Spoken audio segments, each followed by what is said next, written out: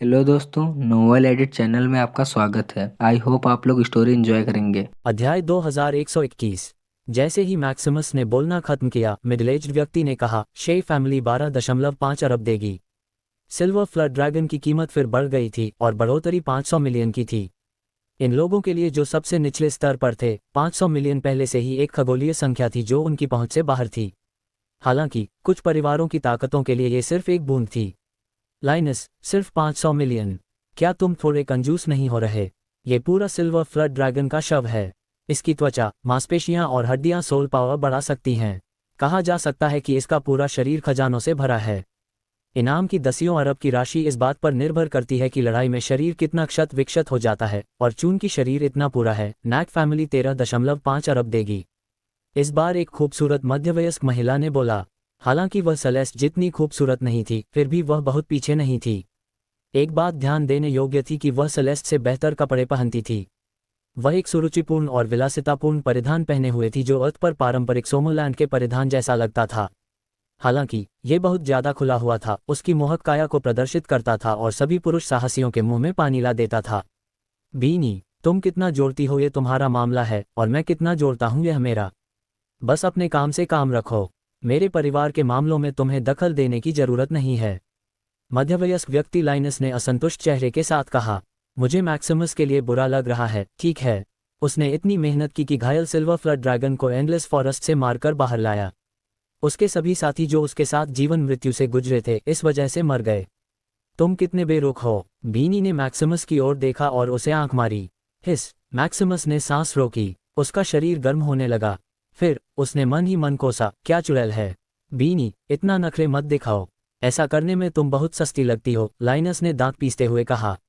ईमानदारी से कहें तो जब वह बीनी को देखता था तो उसके दिल में भी लालच जाग जाता था। दुर्भाग्य से वह कांटों वाली गुलाब थी, वरना वह उसे जबरदस्ती भी ले लेता। क्या मैं नखरे दिखा रही हूँ? बीनी ने मासूमियत से देखा। उसका कमजोर दिखने वाला रूप और मोहक काया पुरुष साहसियों को उसके पास दौड़कर जाने के लिए मजबूर कर देती थी। अगर उन्हें इस खूबसूरत महिला की ताकत का पता न होता, वे अपनी जान जोखिम में क्यों डालते थे? पैसे और महिलाओं के लिए। जैकमैन फैमिली 15 अरब देगी, एक अन्य बूढ़े ने कहा। मौके पर हंगामा मच गया। एक और बढ़ोतरी 1.5 अरब की। अब ये 15 अरब तक पहुंच गया था। शुरुआत में वे सोचते थे कि सिल्वर फ्लड ड्रैगन सिर्फ 10 अरब का है। अगर ऐसा ही चलता रहा तो अंतिम सौदा की कीमत 20 अरब से ज्यादा होने की संभावना थी। मैक्सिमस बीनी के प्रलोभन से होश में आया, हंसने की इच्छा को रोकते हुए। वह अभी भी मन में सोच रहा था कि अगर वह इस महिला को चूम सके तो वह 1-2 अरब या यहाँ तक कि 5 अरब भी खर्च करने को तैयार है। मैक्सिमस को खूबसूरत महिलाओं से कोई विरोध नहीं था। वर्षों से साहसिक कार्यों से मिला पैसा मूल रूप से महिलाओं पर ही खर्च होता था। 15 अरब अंत नहीं था। निरंतर बोली के साथ यह अभी भी बढ़ रहा था, और बेशक बढ़ोतरी धीरे धीरे कम हो रही थी। आखिरकार किसी का पैसा मुफ्त में नहीं आता था। अगर कोई वस्तु अपनी मूल कीमत से ज्यादा हो जाए तो बड़ी ताकतें भी सावधानी से तौलती थीं कि क्या यह इसके लायक है। साहिल नीलामी को देखकर ललचा गया। वह उस छोटे सांप पर बोली लगाने के लिए बेताब था जिसे उसने मारा था। अब वह लगभग निश्चित था कि वह द स्पिरिट केज में पैसा खर्च कर सकता है। 10 अरब एल डॉलर्स 100 लैविश पॉइंट्स होंगे। अगर वह 20 अरब एल डॉलर्स खर्च करके छोटे सांप को खरीद ले तो उसे 200 लैविश पॉइंट्स मिल जाएंगे। इन 200 लैविश पॉइंट से वह पार्शियल प्रीडेटी रैंक से टूटकर असली प्रीडेटी रैंक तक पहुंच सकता था। 300 साल बाद जब फेदर फैमिली हमला करेगी तो वह शायद पीक डिवाइन रेल्म पर पहुंच चुका होगा। फेदर फैमिली जितने भी लोग भेजेगी उतनों को वह मार डालेगा। ये खुशी इतनी अचानक आई कि साहिल इसे सहन नहीं कर पा रहा था। अध्याय 2122। सोचने के बाद भी उसने भाग लेने से परहेज किया। नए लोगों के लिए कम प्रोफाइल रखना और पहले द स्पिरिट केज दुनिया के माहौल और नियमों को समझना बेहतर होगा। वैसे भी उसके पास 300 साल थे।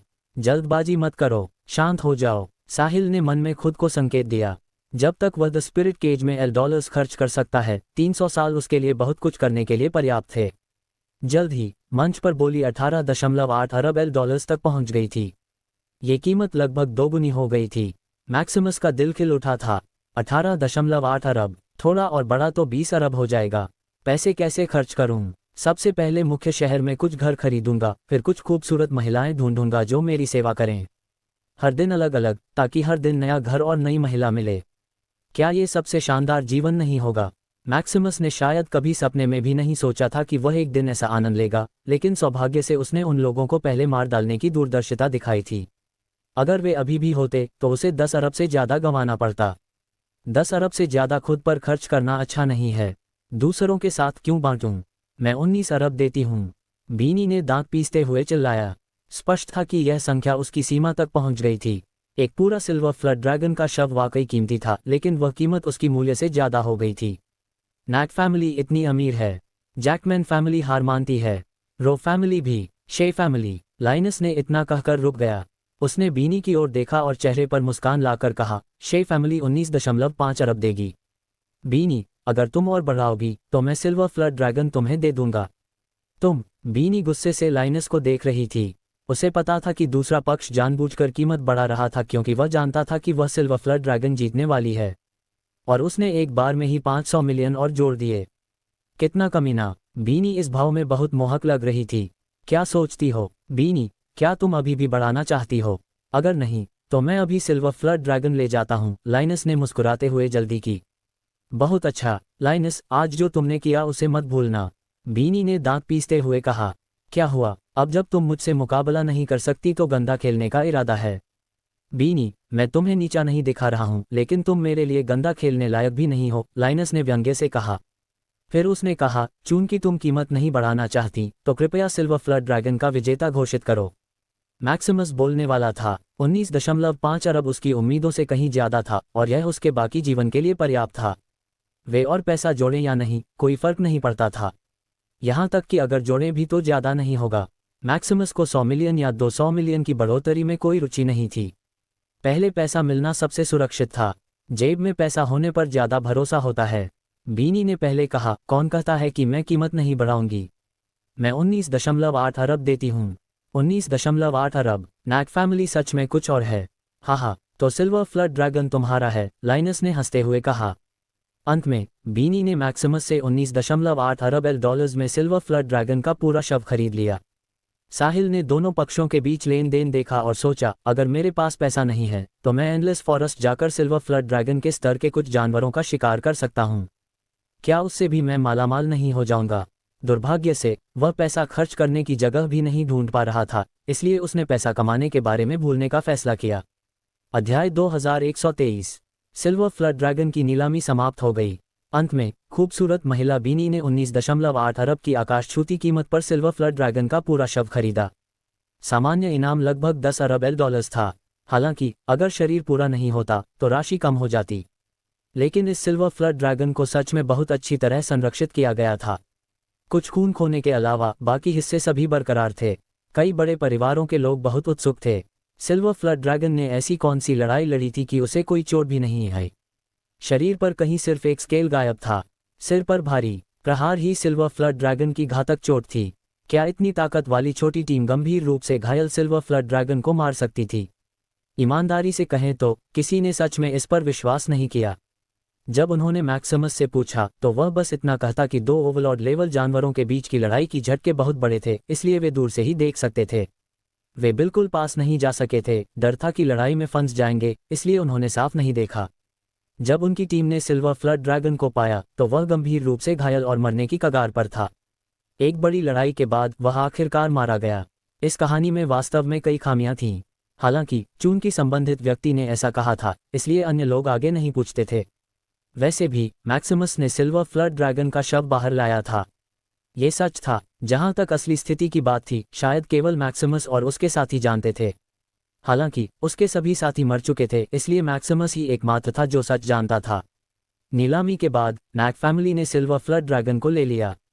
प्लाजा में दर्शक भी धीरे धीरे बिखर गए। साहिल ने क्रोसिटी में इधर उधर घूमना शुरू किया, आगे की योजना बनाने से पहले द स्पिरिट केज को बेहतर समझने की तैयारी में। अगर किसी रेस्तरां, चाय घर या होटल में भीड़ होती तो साहिल वहां जाता। दूसरों की बातें सुनते हुए और द स्पिरिट केज की दुनिया का अवलोकन करते हुए वह कभी कभी बीच में टोककर अपने मन में चल रहे सवाल पूछ लेता। क्योंकि साहिल अच्छी तरह बोलता था और उसके शब्द बहुत चापलूसी भरे होते थे, इसलिए साहसी लोग उसे धैर्य से जवाब देते थे। आधे दिन की जानकारी इकट्ठा करने और महसूस करने के बाद साहिल को द स्पिरिट केज की दुनिया की बुनियादी समझ हो गई थी। द स्पिरिट केज में लेले की तरह ही मुद्रा का उपयोग होता था और वह थी $। इससे साहिल हैरान हो गया। इसका मतलब था कि वह द स्पिरिट केज की दुनिया में जमकर पैसा खर्च कर सकता था। वह ले जाए बिना अपनी ताकत को तेजी से सुधार सकता था। हालांकि द स्पिरिट केज एक आभासी दुनिया थी, लेकिन लेलर से लगभग कोई अंतर नहीं था। एक वह दुनिया थी जहां शरीर रहता था और दूसरी जहां आत्मा रहती थी।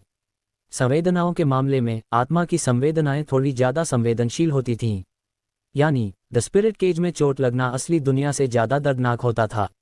इसके विपरीत द स्पिरिट केज में खुशी और आनंद बढ़ा चढ़ाकर महसूस होता था। इसके अलावा द स्पिरिट केज में माइंड पावर भी बढ़ती थी। यही कारण था कि द स्पिरिट केज मानव गतिविधियों का दूसरा सबसे बड़ा विश्व बन गया था। क्रो सिटी एंडलेस फॉरेस्ट के किनारे के पास एक शहर था। क्रो सिटी शुरुआत में एक छोटा सा गांव था और जैसे जैसे ज्यादा से ज्यादा लोग आए और एंडलेस फॉरेस्ट में साहस करने लगे, ये धीरे धीरे आज का क्रो सिटी बन गया। इस क्षेत्र में सक्रिय लोग मूल रूप से सबसे निचले स्तर के लोग थे, यानी साहसी। वे हर दिन एंडलेस फॉरेस्ट की खोज करते थे, उम्मीद करते थे कि कोई मूल्यवान दवा मिल जाए। अगर जरूरत हो तो उसे माइंड पावर बढ़ाने के लिए इस्तेमाल कर सकते थे, और अगर जरूरत न हो तो बेचकर जीवन का आनंद ले सकते थे। अध्याय 2124। मैक्सिमस जैसी किस्मत वाले बहुत कम लोग थे और ज्यादातर को कोई अच्छी चीज नहीं मिलती थी। जब साहिल को पता चला कि वह जिस शहर में है वह सबसे निचले स्तर के साहसियों का स्थान है, तो उसे पता था कि वह यहाँ नहीं रह सकता। सिल्वर फ्लड ड्रैगन का 20 अरब का सौदा यहाँ पहले से ही आकाश छूती कीमत थी। हालांकि साहिल के लिए यह उसे वर्तमान पार्शल प्रीडेटी रैंक से तोड़ने में मदद कर सकता था, लेकिन आगे बढ़ने के लिए पर्याप्त नहीं था। अब जब उसे पता चला कि द स्पिरिट केज की दुनिया में भी $L का उपयोग होता है, तो उसका इरादा सिर्फ प्रीडेटी बनने तक सीमित नहीं था। वह शायद प्राइमोर्डियल या एंसेस्ट्रल डेटी से भी आगे जा सकता था। साहिल क्रो सिटी की सड़कों पर चलते हुए सोच रहा था। अचानक उसे किसी के चिल्लाने की आवाज सुनाई दी, सुनो सुनो, भर्ती भर्ती, हम क्रो सिटी से नाइटिंगेल सिटी जा रहे हैं और सामान की सुरक्षा के लिए सिक्योरिटी पर्सनल की भर्ती कर रहे हैं और ताकत के अनुसार भुगतान करेंगे। जितनी ज्यादा ताकत उतना ज्यादा इनाम। इस बार नियोक्ता एक प्रसिद्ध व्यक्ति है जो पैसे से ज्यादा बुद्धि वाला मशहूर है। जैसे ही तुम स्क्रीनिंग पास करोगे, आधा इनाम पहले मिल जाएगा। यह अवसर मत छोड़ना। साहसियों, आओ और साइन अप करो। नाइटिंगेल सिटी खूबसूरत महिलाओं के लिए प्रसिद्ध शहर है, तो वहां पहुंचकर हे तुम समझ गए ना। अचानक आए आवाज ने साहिल को वास्तविकता में वापस खींच लिया। उसने ऊपर देखा और महसूस किया कि वह फिर से क्रो सिटी प्लाजा पर पहुंच गया था।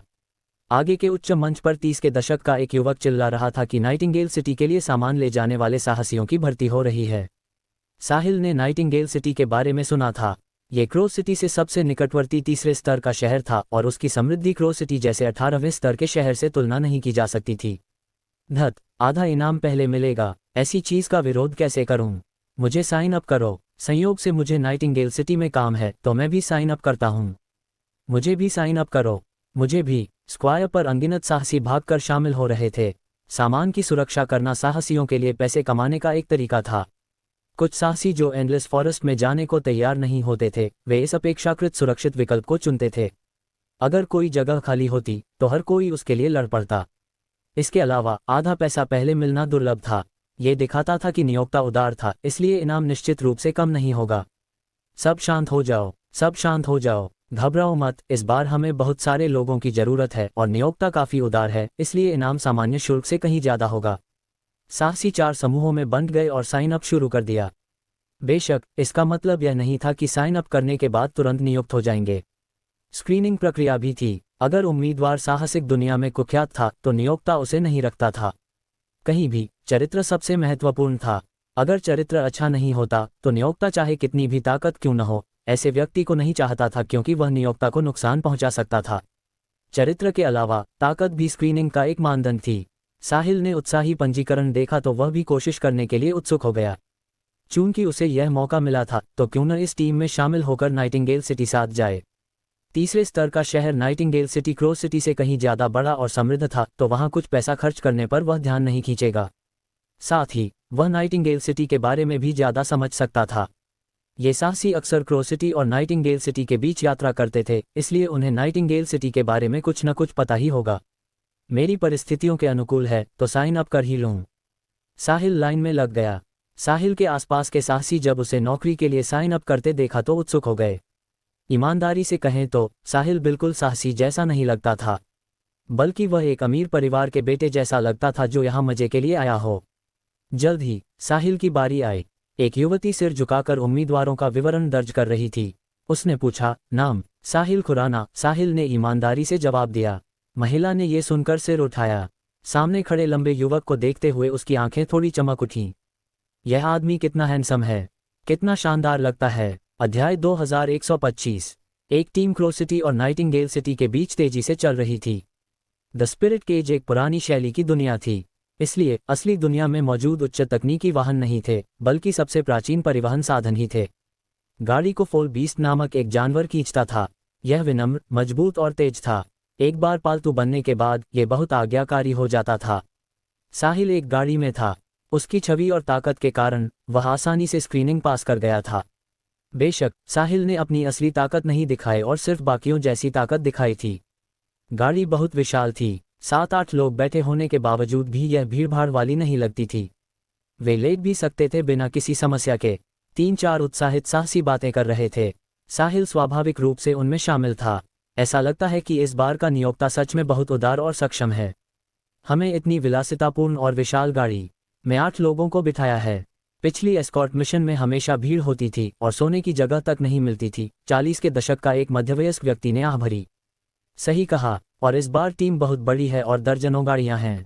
तस्क तस्क तस्क, इतने आरामदायक काम को बहुत समय बाद मिला है। एक 30 साल का आदमी पीठ के बल लेटकर आराम से जवाब दे रहा था। मुझे उत्सुकता है कि क्या एस्कॉर्ट किया जा रहा है और इतने सारे लोगों की जरूरत क्यों है। कोई फर्क नहीं पड़ता, मुझे बस पैसा मिल जाए तो ठीक है। ये दूरी ज्यादा नहीं है और दुर्घटनाएं दुर्लभ हैं। अगर कुछ काम नहीं है तो अच्छे से आराम कर लो। 2 नींदों के बाद हम वहां पहुंच जाएंगे। हाय सबको, मेरी नाइटिंगेल सिटी में पहली बार जा रहा हूं, तो क्या तुम मुझे बता सकते हो कि नाइटिंगेल सिटी में क्या मजेदार है? साहिल ने सही समय पर बीच में टोककर पूछा। बेटा, तुम्हारी शक्ल से लगता है कि तुम अमीर परिवार से हो। फिर यहाँ साहसी बनने क्यों आए हो? मजे के लिए क्या करना चाहते हो? बताओ। नाइटिंगेल सिटी पहुंचकर मैं तुम्हें घुमा दूंगा, 40 के दशक का मध्यवयस्क व्यक्ति ने मुस्कुराते हुए पूछा।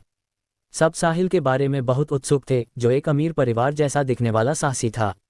मैं चुपके से द स्पिरिट केज में आया हूँ। मेरे परिवार ने कहा कि यह खतरनाक है और मुझे आने नहीं दिया, लेकिन मैं देखना चाहता था कि अंदर क्या है। साहिल ने अनजान बनकर कहा। उसकी छवि वाकई धोखा दे रही थी। वह 20 के दशक का लगता था और आशावादी और हैंडसम भी दिखता था। कोई आश्चर्य नहीं, तो तुम चुपके से आए हो। द स्पिरिट केज वाकई खतरनाक है, लेकिन साथ ही इसमें अवसर भी हैं, इसलिए अनगिनत लोग यहाँ आना चाहते हैं। भाई, कृपया मुझे द स्पिरिट केज के बारे में और बताओ। बदले में इस एस्कॉर्ट मिशन से मिलने वाला सारा इनाम मैं तुम सबके साथ बांट दूंगा।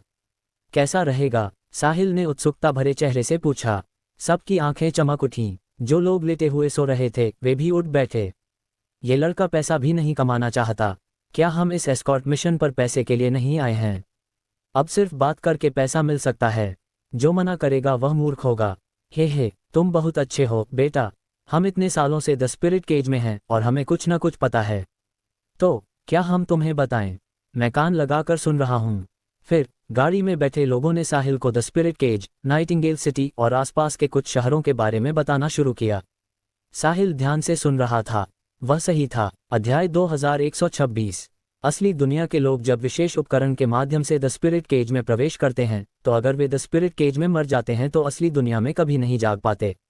जो लोग द स्पिरिट केज में आते हैं वे अपनी मर्जी से द स्पिरिट केज नहीं छोड़ सकते थे। उन्हें तीसरे स्तर से ऊपर के शहर में जाना पड़ता था और कुछ विशेष उपकरणों का उपयोग करके बाहर निकलना पड़ता था। इससे ये भी समझ आया कि एंडलेस फॉरेस्ट छोड़ते समय साहिल को जो कुछ शव मिले थे वे आखिरी क्षण में द स्पिरिट केज क्यों नहीं छोड़ पाए थे। साथ ही ये सिस्टम की ताकत को भी दर्शाता था, क्योंकि सिस्टम साहिल को किसी भी समय बाहर निकाल सकता था। केवल इसी से पता चलता था कि सिस्टम द स्पिरिट केज के नियमों से बंधा नहीं था। बेशक चूंकि हर कोई इतना बड़ा जोखिम लेकर द स्पिरिट केज में आता था, इसलिए फायदे भी कम नहीं थे। क्रूर जानवर खाना, एलिक्सिर लेना और यहाँ तक कि द स्पिरिट केज की हवा सांस लेना भी माइंड पावर बढ़ा सकता था, बस गति में अंतर होता था। जानवर जितना मजबूत होता, माइंड पावर उतनी ही ज्यादा बढ़ती थी। इस बीच माइंड पावर की वृद्धि का असली दुनिया में ताकत पर बहुत बड़ा प्रभाव पड़ता था। भले ही असली दुनिया में उनकी ताकत बढ़ी हुई माइंड पावर के साथ न चल पाए, लेकिन दवाइयों से उसे पकड़ा जा सकता था। यही कारण था कि हर कोई द स्पिरिट केज में घुसने के लिए भाग रहा था। साहिल को कुछ कारण पता थे, लेकिन सभी नहीं। अब इन साहसियों की व्याख्या सुनने के बाद उसे द स्पिरिट केज की गहरी समझ हो गई थी। वह नाइटिंगेल सिटी में पार्शियल प्रीडेटी रैंक से प्रीडेटी रैंक तक अपनी ताकत बढ़ाने के बाद बड़े और ज़्यादा समृद्ध टियर 2 सिटी, टियर 1 सिटी या मुख्य शहर के लिए रवाना होगा ताकि अपना पैसा खर्च करने का प्लान लागू कर सके। टीम की एक गाड़ी का बाहरी हिस्सा साधारण था, लेकिन अंदर का हिस्सा बेहद विलासितापूर्ण था। सिल्वर फ्लड ड्रैगन खरीदने वाली बीनी उसमें बैठी थी। उसके पास 2 युवा थे, एक लड़का और एक लड़की। आंट बीनी, हमने इतने बेकार साहसियों को क्यों नियुक्त किया? उनकी ताकत भी बहुत कम है। क्या वे वाकई खतरे में हमारी मदद कर पाएंगे? युवक ने पूछा। बीनी ने जवाब नहीं दिया। उसने बस युवती की ओर देखा और कहा, निव, तुम नस के सवाल का जवाब दो। निविया नैक नाम की युवती ने कहा, बेशक आंट बीनी, मुझे लगता है कि तुम्हारा ये करने का उद्देश्य ध्यान आकर्षित करना है। अगर मैं गलत नहीं हूं तो सिल्वर फ्लड ड्रैगन को 2 एल्डर्स किसी दूसरी सड़क से एस्कॉर्ट कर रहे हैं। हमारी टीम का रोल ध्यान भटकाना है। बीनी ने सिर हिलाया और मुस्कुराते हुए कहा, सुनाना, नस। यही जवाब है जो तुम चाहते थे। तुम सिर्फ सतह को नहीं देख सकते। इस बार मैंने जो पूरा सिल्वर फ्लड ड्रैगन का शव खरीदा है वह परिवार के लिए बहुत फायदेमंद होगा। इसमें कोई गलती की गुंजाइश नहीं है, वरना मैं इतनी ऊंची कीमत पर क्यों खरीदती? आंट बीनी, मुझे विश्वास नहीं कि कोई नैक फैमिली पर हमला करने की हिम्मत करेगा। मुझे नहीं लगता कि तुम्हें ये सब करने की जरूरत है, नस नैक नाम के युवक ने थोड़ा असंतुष्ट महसूस करते हुए कहा।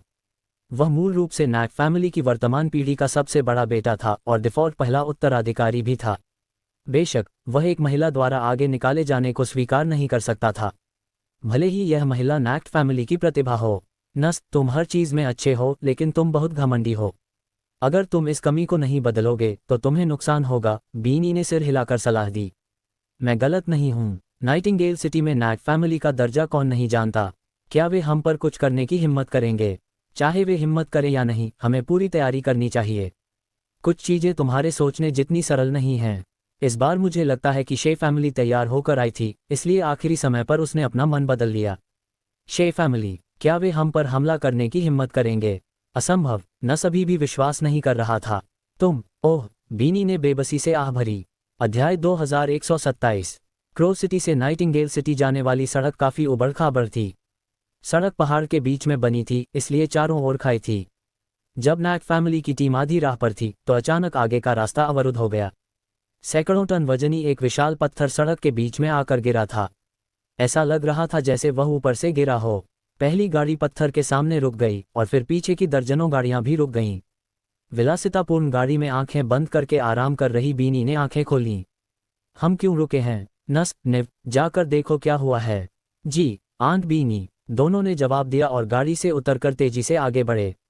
कुछ देर बाद वे गाड़ी में वापस आए। आंट बीनी, आगे एक पत्थर गिरा है और हमारा रास्ता रोक रहा है, नस ने कहा। पत्थर रास्ता रोक रहा है? बीनी ने भौहें चढ़ाईं, उसे कुछ गड़बड़ लग रही थी। सौभाग्य से 2 एल्डर्स सिल्वर फ्लड ड्रैगन को एस्कॉर्ट करके दूसरी राह से जा चुके थे। चलो, चलकर देखते हैं। बीनी के इतना कहने के बाद वह गाड़ी से उतरी और नस और निविया को लेकर टीम के आगे पहुंची। पत्थर को देखते ही उसे पता चल गया कि कुछ ठीक नहीं है। हालांकि सड़क को दूरी और समय कम करने के लिए पहाड़ के बीच में बनाया गया था और कभी कभी ऊपर से पत्थर गिरकर रास्ता रोक देते थे, लेकिन इतना विशाल पत्थर पहले कभी नहीं गिरा था। बीनी पत्थर को पार करके दूसरी तरफ की स्थिति देखने वाली थी, तभी उसे कुछ महसूस हुआ। तुरंत उसने चिल्लाया, नस, निव, जल्दी पीछे हटो। उसके इतना कहते ही धड़ाम, उसके सामने का पत्थर अचानक फट गया। अनगिनत कंकड़ आसमान में उड़ गए। उनमें से एक पत्थर, जो कम से कम 10 टन का था, उनकी तरफ उड़ रहा था। बीनी पत्थर के पास गई और हथेली से उसे थप्पड़ मारा। धड़ाम, पत्थर फिर से टूट गया। बीनी भी प्रतिक्रिया बल से पीछे धकेल दी गई। इस प्रक्रिया में उसने नस और निविया को एक एक बाह में पकड़कर तेजी से पीछे ले आए। पत्थर के फटने के बाद काले कपड़ों में एक समूह के लोग आगे और पीछे से प्रकट हुए और नैक फैमिली की टीम को पहाड़ के बीच की सड़क पर रोक दिया। सब लोग, नैक फैमिली मुसीबत में है, कृपया मदद करो। अगर हम इस संकट से पार हो गए तो सबके इनाम दोगुने हो जाएंगे। बीनी ने चिल्लाया। ये छिपकर हमला बहुत अचानक आया था। हालांकि वह सतर्क थी, फिर भी वह घबरा गई थी। दुश्मन निश्चित रूप से तैयार होकर आया था। वास्तव में बीनी को बोलने की भी जरूरत नहीं थी। पत्थर के फटने की आवाज सुनते ही सभी साहसी गाड़ियों से कूद पड़े, लड़ने के लिए तैयार। उन्हें दूसरों की मुसीबतें हटाने के लिए नियुक्त किया गया था, इसलिए पेशेवर एस्कॉर्ट के रूप में साहसियों में कुछ बुनियादी नैतिकता थी। इसके अलावा उनके पास लड़ने के अलावा कोई चारा नहीं था, क्योंकि दुश्मन उन्हें जाने नहीं देगा। साहिल उन लोगों से द स्पिरिट केज के बारे में सुनी बातों को पचा रहा था जब एक जोरदार विस्फोट ने उसे चौंका दिया। तुरंत बाद गाड़ी में सातों साहसी कूद पड़े। साहिल ने धीरे धीरे उठा, अपने कपड़े ठीक किए और धीरे धीरे गाड़ी से बाहर निकला। ईमानदारी से कहें तो ये साहसी उसके लिए साधारण लोगों से अलग नहीं थे। यहाँ तक कि प्लाजा में जो विलासितापूर्ण कपड़ों वाले लोग दिखे थे वे इन साहसियों से ज़्यादा बेहतर नहीं थे। अध्याय 2128। साहिल को नहीं पता था कि द स्पिरिट केज में ताकत कैसे बांटी जाती है। उसे सिर्फ इतना पता था कि उसकी ताकत उसके माइंड पावर की ताकत पर निर्भर करेगी। यानी असली दुनिया में माइंड पावर जितनी मजबूत, द स्पिरिट केज में ताकत उतनी ही ज़्यादा। माइंड पावर के मामले में साहिल को लगता था कि कोई भी उसका विरोधी नहीं हो सकता। जब वह इटर्नल रेल्म का शुरुआती रूलर रैंकर था तब भी उसकी माइंड पावर ने उसे सेंट नेक के हमले से बचाया था। लेट सॉवरन रैंकर सेलेस्ट की माइंड पावर साहिल के सामने समुद्र के सामने नाली जैसी थी। वे पूरी तरह अलग स्तर के थे। इटर्नल रेल्म में साहिल की माइंड पावर एक सेंट से भी ज़्यादा शक्तिशाली थी। ये साबित करता था कि साहिल की माइंड पावर कितनी मजबूत थी। द स्पिरिट केज में जिस छोटे सांप को उसने लापरवाही से मुक्का मारकर मारा था वह यहाँ के लोगों के लिए बेहद भयानक ओवरलॉर्ड लेवल जानवर था। साहिल मूर्ख नहीं था, इसके विपरीत वह बहुत चतुर था और उसका आईक्यू भी ऊंचा था। हालांकि वह द स्पिरिट केज में अभी अभी आया था, फिर भी वह सूक्ष्म संकेतों से समझ गया था कि द स्पिरिट केज की लड़ाकू क्षमता असली दुनिया से बहुत कम थी। उसे लगता था कि अगर उसकी ताकत द स्पिरिट केज में सबसे बड़ी नहीं भी है तो बहुत पीछे भी नहीं होगी। इसलिए द स्पिरिट केज के कथित खतरे का सामना करते समय साहिल बिल्कुल परेशान नहीं था। वह अन्य साहसियों की तरह घबराया और नर्वस नहीं होता था। शायद केवल मुख्य शहरों में रहने वाले द स्पिरिट केज के शीर्ष व्यक्ति ही उसे खतरा पैदा कर सकते थे। गाड़ी से उतरने के बाद आगे और पीछे से अभी अभी प्रकट हुए काले कपड़ों वाले दो समूह पहले से ही नियोक्ता के गार्ड्स और साहसियों से लड़ रहे थे। गार्ड्स आगे की जिम्मेदारी संभाल रहे थे जबकि साहसी पीछे की। काले कपड़ों वाले स्पष्ट रूप से अच्छी तरह प्रशिक्षित थे और नियोक्ता के गार्ड्स मुश्किल से टिक पा रहे थे। दूसरी ओर साहसी बुरी तरह पीटे जा रहे थे और धीरे धीरे पीछे हट रहे थे। साहिल ने उनकी मदद नहीं की। असली दुनिया और द स्पिरिट केज में नियम थे। ऐसी घटनाएं हर दिन अनगिनत बार होती थीं, तो वह सब कैसे रोक सकता था। इसके अलावा साहिल ने अभी अपनी ताकत को अच्छी तरह नियंत्रित नहीं किया था, इसलिए अगर वह जल्दबाजी में कोई कदम उठाता तो बड़ा हंगामा मच जाता। तब वह निश्चित रूप से ध्यान का केंद्र बन जाता। वह अभी द स्पिरिट केज में आया था और अभी बाहर खड़ा होना नहीं चाहता था, इसलिए कम प्रोफाइल रखना बेहतर था।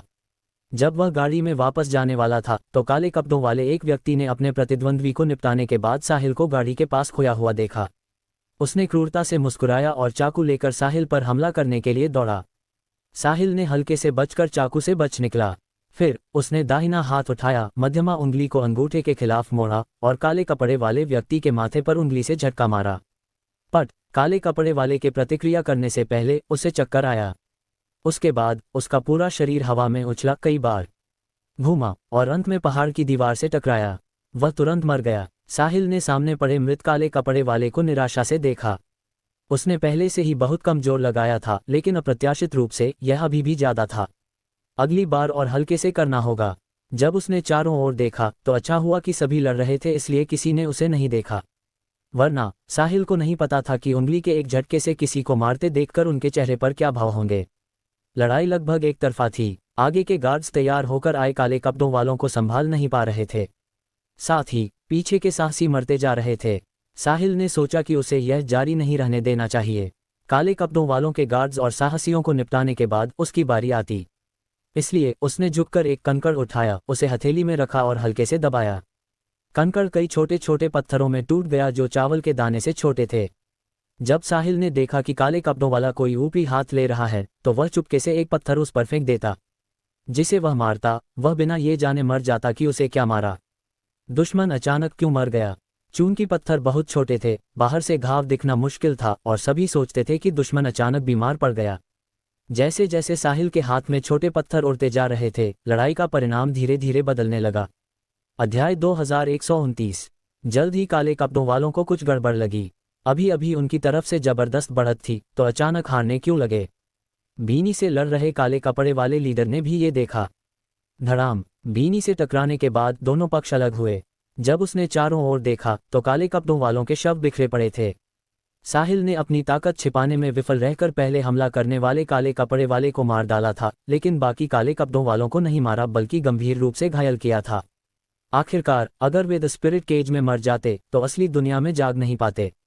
इन काले कपड़ों वालों का साहिल से कोई वैर नहीं था। साहिल ने सोचा कि यह हमला सिर्फ दो ताकतों के बीच संघर्ष था, इसलिए उन्हें सब मारने की जरूरत नहीं थी। हालांकि नियोक्ता के गार्ड्स और साहसी इन काले कपड़ों वालों को नहीं छोड़ते, इसलिए वे अतिरिक्त हमलों से उन्हें मार देते। हालांकि साहिल असली हत्यारा नहीं था, लेकिन वह उकसाने वाला था। बीनी को भी इतने सारे काले कपड़ों वालों के मरने पर भ्रम था। वह और दो एल्डर्स इस बार नैक फैमिली द्वारा क्रॉस सिटी भेजे गए सबसे मजबूत व्यक्ति थे। दो एल्डर्स पहले ही सिल्वर फ्लड ड्रैगन को दूसरी राह से एस्कॉर्ट करके निकल चुके थे। तो और कौन इतनी प्रभावशाली ताकत रखता था? बहुत अच्छा, बीनी, काले कपड़े वाले लीडर ने दांतों से ऊंची आवाज में कहा। तुम भी बुरे नहीं हो, लाइनस, अब दिखावा बंद करो। मुझे पता है कि यह तुम हो। मेरे परिवार पर हमला करने वाला तुम्हारे अलावा कोई नहीं हो सकता, बीनी ने व्यंग्य से जवाब दिया। अगर मैं हूं तो क्या? अब जब वह पहचान लिया गया था, लाइनस ने दिखावा बंद कर दिया। लाइनस, क्या तुमने इस काम के परिणामों के बारे में सोचा है? क्या तुम्हारा परिवार मेरे परिवार से युद्ध शुरू करने की योजना बना रहा है?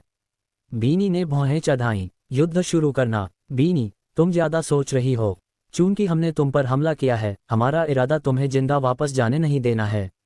तुम्हारे परिवार के पास कोई सबूत नहीं होगा, तो युद्ध शुरू करने का क्या कारण दोगी? जब हम तैयार होंगे तो स्वाभाविक रूप से तुम्हारे परिवार को एक झटके में नष्ट कर देंगे और तुम्हारे सारे संसाधन कब्जा कर लेंगे। तुम पागल हो गए हो। लाइनस, क्या तुम सच में सोचते हो कि तुम मुझे मार सकते हो? हाँ, कोशिश करके देख लो तो पता चलेगा। लाइनस जोर से हंसा। फिर वह उठा और फिर से बीनी से लड़ने लगा। साहिल ने भी बीनी और लाइनस को लड़ते देखा। दोनों के बीच की लड़ाई बहुत रोचक और बराबरी की थी। हालांकि उसकी नज़र में इस स्तर की लड़ाई बच्चों के घर खेलने जैसी थी, जैसे कोई वयस्क 2-3-4 साल के बच्चों की लड़ाई देख रहा हो।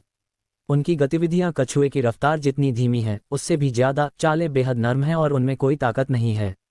क्या आज उन्होंने खाना नहीं खाया? साहिल को नहीं पता था कि उसकी ताकत किस स्तर की है और उसके पास इसे मापने का कोई तरीका भी नहीं था, लेकिन उसे लगता था कि अगर वह इन दोनों से निपटने के लिए कार्रवाई करता तो लड़ाई उसके एक ही प्रहार से खत्म हो जाती। जब वह देखते देखते ऊब गया तो उसके कान में एक आवाज आई, हे तुम वहां क्या खड़े हो? क्या इंतजार कर रहे हो? हमने तुम्हें पैसे दिए हैं हमारी रक्षा करने के लिए, मजे लेने और तमाशा देखने के लिए नहीं। अगर तुम ऐसे ही निष्क्रिय रहोगे और आलसी बने रहोगे तो मैं तुम्हारा वेतन काट लूंगा। साहिल ने सिर घुमाकर देखा। उसने एक चमकीले कपड़ों वाला युवक और युवती को अपनी ओर आते देखा। वे नैक फैमिली की युवा पीढ़ी के नस और निविया थे। साहिल से बोलने वाला युवक नस था। दोनों थोड़े अस्त व्यस्त थे। स्पष्ट था कि अभी अभी लड़ाई खत्म करके आए थे। उनके परिधान देखकर साहिल को पता चल गया कि वे नियोक्ता होने चाहिए। उसे उम्मीद नहीं थी कि वह आलसी होने के लिए नियोक्ता के हाथ लग जाएगा। क्या लड़ाई खत्म होने वाली नहीं है? काले कपड़ों वाले ज्यादा नहीं बचे हैं, तो मैं शामिल हूं या नहीं कोई फर्क नहीं पड़ता, है न? साहिल ने कंधे उचकाए। बेशक फर्क पड़ता है। ये तुम्हारे साहसी होने की मानसिकता का मामला है। चाहे तुम परिणाम बदल सको या नहीं, चूंकि तुमने पैसा लिया है तो जरूरत पड़ने पर योगदान देना चाहिए, नस ने बिना रुके कहा। तुम्हें कैसे पता कि मैंने कुछ नहीं किया? तुमने अभी जो मैंने किया उसे नहीं देखा। मैंने बहुत योगदान दिया है। अध्याय 2130। बेटे, अपनी आंखें खोलो और अच्छे से चारों ओर देखो। जिन लोगों ने लड़ाई में हिस्सा लिया है उनमें से कौन सा ऐसा है जिसके शरीर पर कोई नुकसान नहीं है? कितने अभी भी साफ सुथरे हैं? तुम किसे बेवकूफ बना रहे हो? नस ने व्यंग्य किया। उन्हें अभी अभी छिपकर हमला हुआ था और सौभाग्य से आंट बीनी ने उन्हें बचाया था। वह अभी भी सदमे में था जब उसने एक और साहसी को देखा जो अमीर परिवार से लगता था और वहां खड़ा होकर बोरियत से लड़ाई देख रहा था। एक नियोक्ता के रूप में नस इस तरह के व्यक्ति को कैसे सहन कर सकता था जो पैसा लेकर काम नहीं करता और सिर्फ मजे लेना चाहता है? साहिल ने यह सुनकर भौहें चढ़ाईं। अगर वह नहीं होता तो स्थिति कभी बेहतर नहीं होती। काले कपड़ों वाले लगातार आगे बढ़ते रहते और जल्द ही वे जीत जाते। हालांकि स्थिति को बदलने में मदद करने के बाद भी साहिल को डांटा जा रहा था। इससे किसी को भी थोड़ा गुस्सा आता। किसने कहा कि लड़ाई में हिस्सा लेने के बाद इंसान अस्त व्यस्त हो जाता है? साहिल ने जवाब में पूछा। तुम? नस हक्का बक्का रह गया। उसके पास खड़ी युवती निविया चुप रही, लेकिन उसकी आंखें उत्सुकता से साहिल पर टिकी थीं। साहिल की शक्ल से वह बिल्कुल समाज के निचले स्तर पर संघर्ष करने वाले साहसी जैसा नहीं लगता था। हालांकि तुम नियोक्ता हो, लेकिन तुम मुझे बिना सबूत के आरोप नहीं लगा सकते और तथ्यों को तोड़ मरोड़ नहीं सकते। जो तुम देखते हो वह सच नहीं होता। हर कोई आपातकाल में घबराकर और डर से कांपने लगता है जैसे तुम कांप रहे थे। पुरुष होने के नाते हमें सबसे पहले शांत रहना सीखना चाहिए। साहिल ने नमक छिड़क दिया। क्या तुम मुझसे बगावत करने वाले हो? तुम गुलाबी, ध्यान से सुनो, अब से हम तुम्हें एक और पैसा नहीं देंगे। जल्दी से। धड़ाम। नस के बोलने से पहले ही एक जोरदार आवाज ने उसे बीच में रोक दिया। उनसे ज्यादा दूर नहीं एक गाड़ी किसी चीज से टकराकर चूर चूर हो गई। तीनों ने तुरंत उस ओर देखा। खांस खांस खांस, खंडहर हुई गाड़ी के मलबे से एक आकृति धीरे धीरे उठी, लगातार खांस रही थी। जब धुआं छंटा तो उन्हें पता चला कि गाड़ी में टकराने वाली नैक फैमिली की मैनेजर बीनी थी। आंट बीनी। नस और निविया चिल्लाए और बीनी को सहारा देने के लिए दौड़े। दोनों स्तब्ध थे। आंट बीनी इस बार नैक फैमिली द्वारा भेजी गई सबसे मजबूत व्यक्ति थी। अगर आंट बीनी भी घायल हो गई तो दुश्मन का विरोध कौन करेगा? क्या वे अब भी बच सकते थे? आंट बीनी, क्या तुम ठीक हो? निविया ने चिंतित होकर पूछा। आंट बीनी, तुम कैसी हो? नस ने भी पूछा। मैं खांस खांस ठीक हूँ, बीनी ने खांसते हुए जवाब दिया। तुम कैसे ठीक हो? तुम्हारे मुंह से खून बह रहा है। निविया रो पड़ी। बीनी के मुंह के कोने से वाकई खून टपक रहा था। इसे देखकर नस घबरा गया। कोई बात नहीं, कुछ नहीं हुआ। बीनी के इतना कहने के बाद उसने आगे देखा। थोड़ी दूर एक गाड़ी के ऊपर दो नकाबपोश काले कपड़ों वाले खड़े थे। उनमें से एक शेफ फैमिली का लाइनस था। बीनी को नहीं पता था कि दूसरा कौन था, लेकिन उसी व्यक्ति ने अभी अभी उस पर छिपकर हमला किया था जिससे वह घायल हो गई थी। वरना लाइनस अकेला कभी उसका विरोधी नहीं बन सकता था। अध्याय 2131। तुम कौन हो? तुमने मुझ पर छिपकर हमला क्यों किया? क्या हम दोनों के बीच कोई दुश्मनी है? बीनी ने उस नकाबपोश काले कपड़े वाले व्यक्ति को घूरते हुए पूछा जिसने उस पर छिपकर हमला किया था। जिस व्यक्ति से सवाल किया जा रहा था उसने कुछ नहीं कहा। हालांकि लाइनस ने मुस्कुराते हुए कहा, बीनी, तुम इस तरह का सवाल कैसे पूछ सकती हो? मुझे सच में आश्चर्य होता है कि तुम नैक फैमिली में इस पद तक कैसे पहुंची। दुनिया में एक ऐसी चीज है जो लोगों के दिलों को नफरत से भी ज्यादा प्रभावित करती है, और वह है स्वार्थ। जितना ज्यादा स्वार्थ हो, पति पत्नी अलग हो सकते हैं, भाई भाई एक दूसरे के खिलाफ हो सकते हैं, और पिता पुत्र भी दुश्मन बन सकते हैं।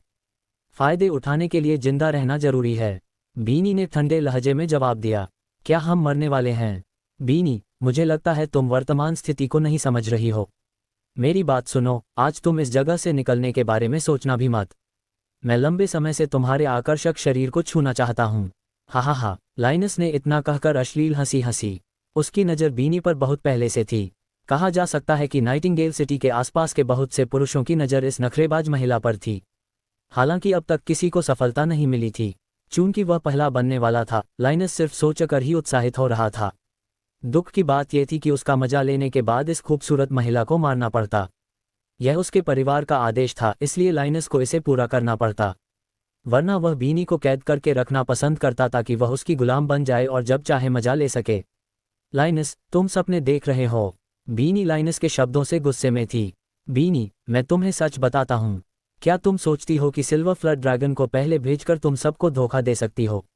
कितनी भोली हो। क्या तुम्हें नहीं पता कि सब कुछ शे फैमिली के नियंत्रण में है? अपना भाग्य स्वीकार कर लो। ये सिर्फ एक नाश्ता है। मुख्य व्यंजन जल्द ही परोसा जाएगा। ये सुनकर बीनी का दिल डूब गया। सच में, शे फैमिली ने ये सब पहले से ही योजना बनाई थी। उसे नहीं पता था कि दो एल्डर्स का क्या हाल है। लाइनस के विजयी भाव को देखते हुए सब कुछ आपदा की ओर इशारा कर रहा था। इस बार नैक फैमिली ने पूरी तरह गलत अनुमान लगाया था। उन्हें कभी उम्मीद नहीं थी कि शे फैमिली अन्य ताकतों के साथ मिलकर नैक फैमिली पर हमला करने की हिम्मत करेगी। लाइनस, तुम वास्तव में क्या चाहते हो? बीनी ने दांत पीसते हुए पूछा। मैं क्या चाहता हूँ? बेशक पहले तुम्हारा शरीर और फिर तुम्हारी जान। लाइनस के इतना कहने के बाद उसने अपने पैर हिलाए और बीनी की ओर दौड़ा। वह उसकी जान लेगा जबकि वह सतर्क नहीं होगी।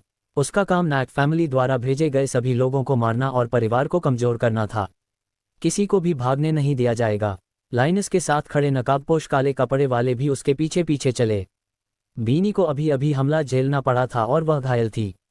अगर दोनों साथ मिलकर हमला करते तो वे आसानी से बीनी को हरा सकते थे। हालांकि चूंकि वे बीनी के शरीर का मजा नहीं ले चुके थे, जो अनगिनत पुरुषों का सपना था, इसलिए वे इस शानदार महिला को इतनी जल्दी मरने नहीं देंगे। बीनी ने देखा कि दोनों तेजी से उसकी ओर आ रहे हैं। उसे पता था कि यह उसके लिए बुरा अंत होगा, इसलिए उसने पास खड़े नस और निविया के कंधे पकड़े, उन्हें पीछे खींचा और खुद आगे बढ़ गई। साथ ही उसने चिल्लाया, नस, निप, भागो। जितना दूर हो सके भागो। मैं पूरी कोशिश करूंगी कि इन्हें रोककर तुम्हारे लिए समय खरीदूं। जाओ और परिवार को बताओ कि यह शे फैमिली का किया धरा है। उन्हें शे फैमिली से सावधान रहने को कहो और मेरी मौत का बदला लेना। नस और निविया को बीनी के पीछे खींचने से अचानक झटका लगा, इसलिए वे लड़खड़ाकर जमीन पर गिर गए। बीनी की आवाज़ सुनकर उन्होंने ज्यादा सोचे बिना उठकर भागना शुरू कर दिया। दोनों जानते थे कि आंट बीनी उन्हें समय खरीदने के लिए जान की बाजी लगाएगी। अगर वे नहीं भागे तो नैक फैमिली का सफाया हो जाएगा। उस समय नैक फैमिली चाहकर भी हत्यारे को नहीं ढूंढ पाएगी।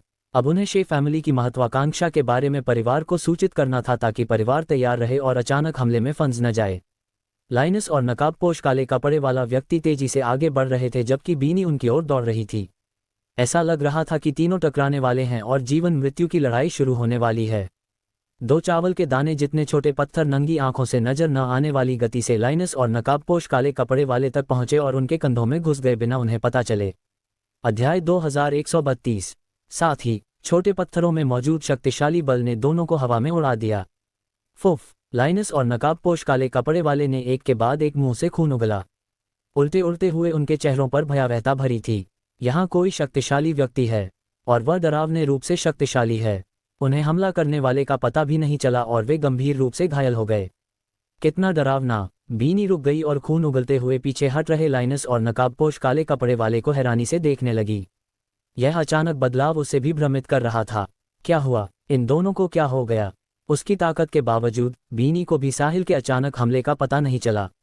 उसे नहीं पता था कि उसके पास से 2 चावल के दाने जितने पत्थर गुजरे थे। धड़ाम धड़ाम धड़ाम! लाइनस और काले कपड़े वाला व्यक्ति एक गाड़ी से टकराए।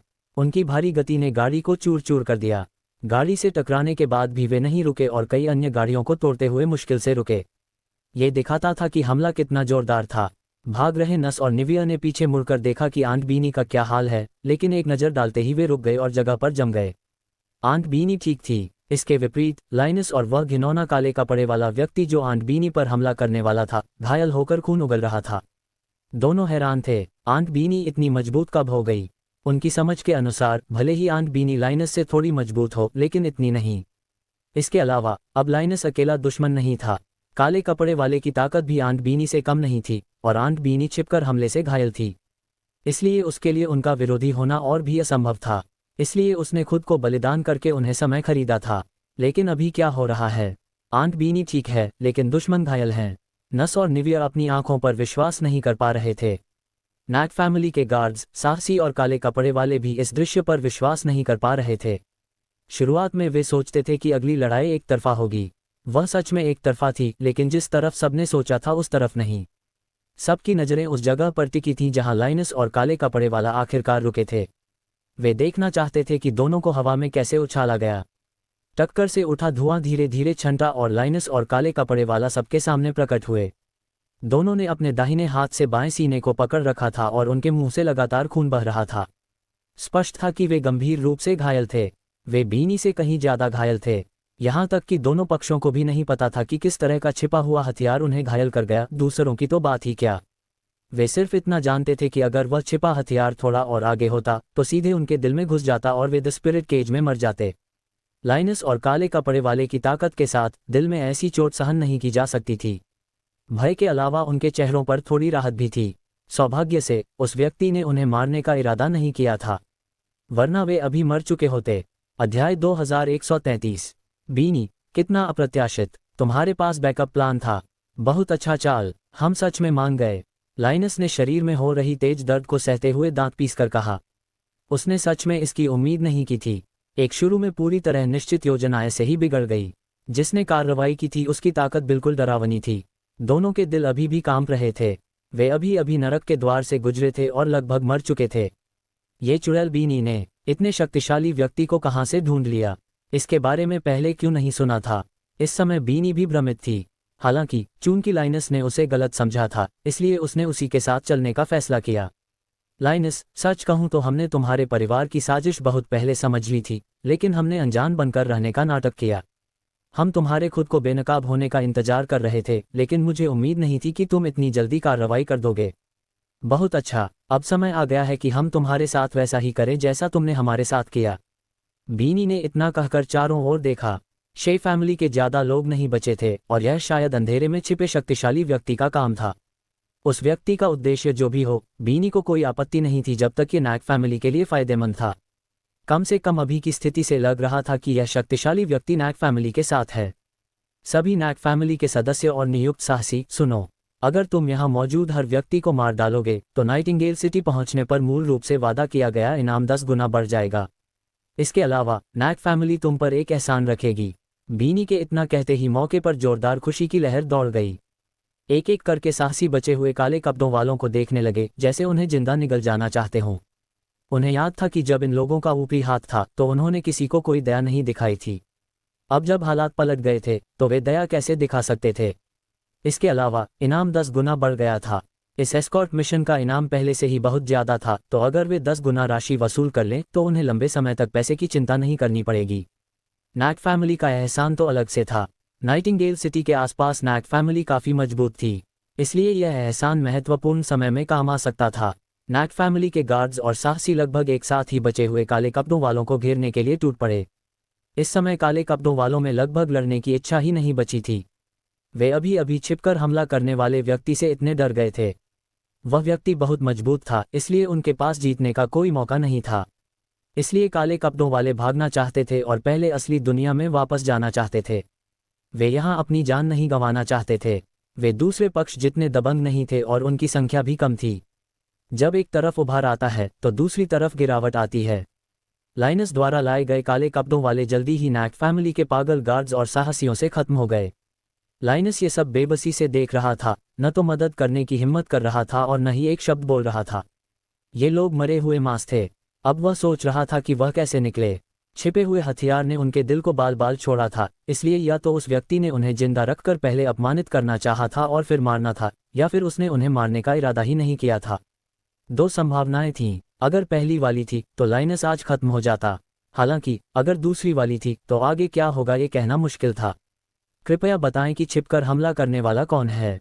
कृपया सामने आएं और मिलें। मैं लाइनस शे हूं। जो भी हमने आपको अपमानित किया हो उसके लिए माफी मांगता हूं। मुझे उम्मीद है कि आप हमें माफ कर देंगे और जाने देंगे।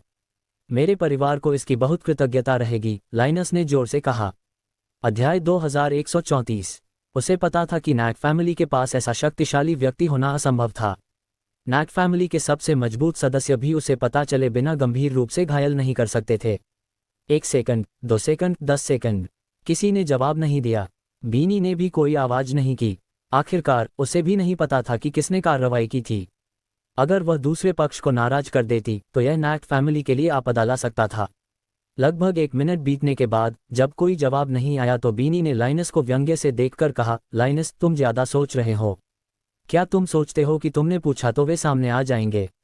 लाइनस ने बीनी को नजरअंदाज किया और कहा, वरिष्ठ, शे फैमिली किसी भी कीमत पर तैयार है जब तक आप हमें जिंदा छोड़ दें। फिर भी कोई जवाब नहीं। लाइनस, मैंने तुम्हें बताया था वे तुमसे मिलने नहीं आएंगे, इसलिए तुम्हें हार मान लेनी चाहिए। बीनी, हम आज हार मानते हैं, लेकिन भविष्य लंबा और अनिश्चित है। लाइनस के इतना कहने के बाद वह और उसके पास खड़ा नकाबपोश काले कपड़े वाला व्यक्ति तेजी से भाग निकले। उसके शरीर की चोटों का इलाज जल्दी करना जरूरी था, इसलिए वह इस दांव पर लगा रहा। संभव था कि अज्ञात व्यक्ति सिर्फ उसे नैक फैमिली के साथ कुछ करने से रोकना चाहता था और उसकी जान नहीं लेना चाहता था।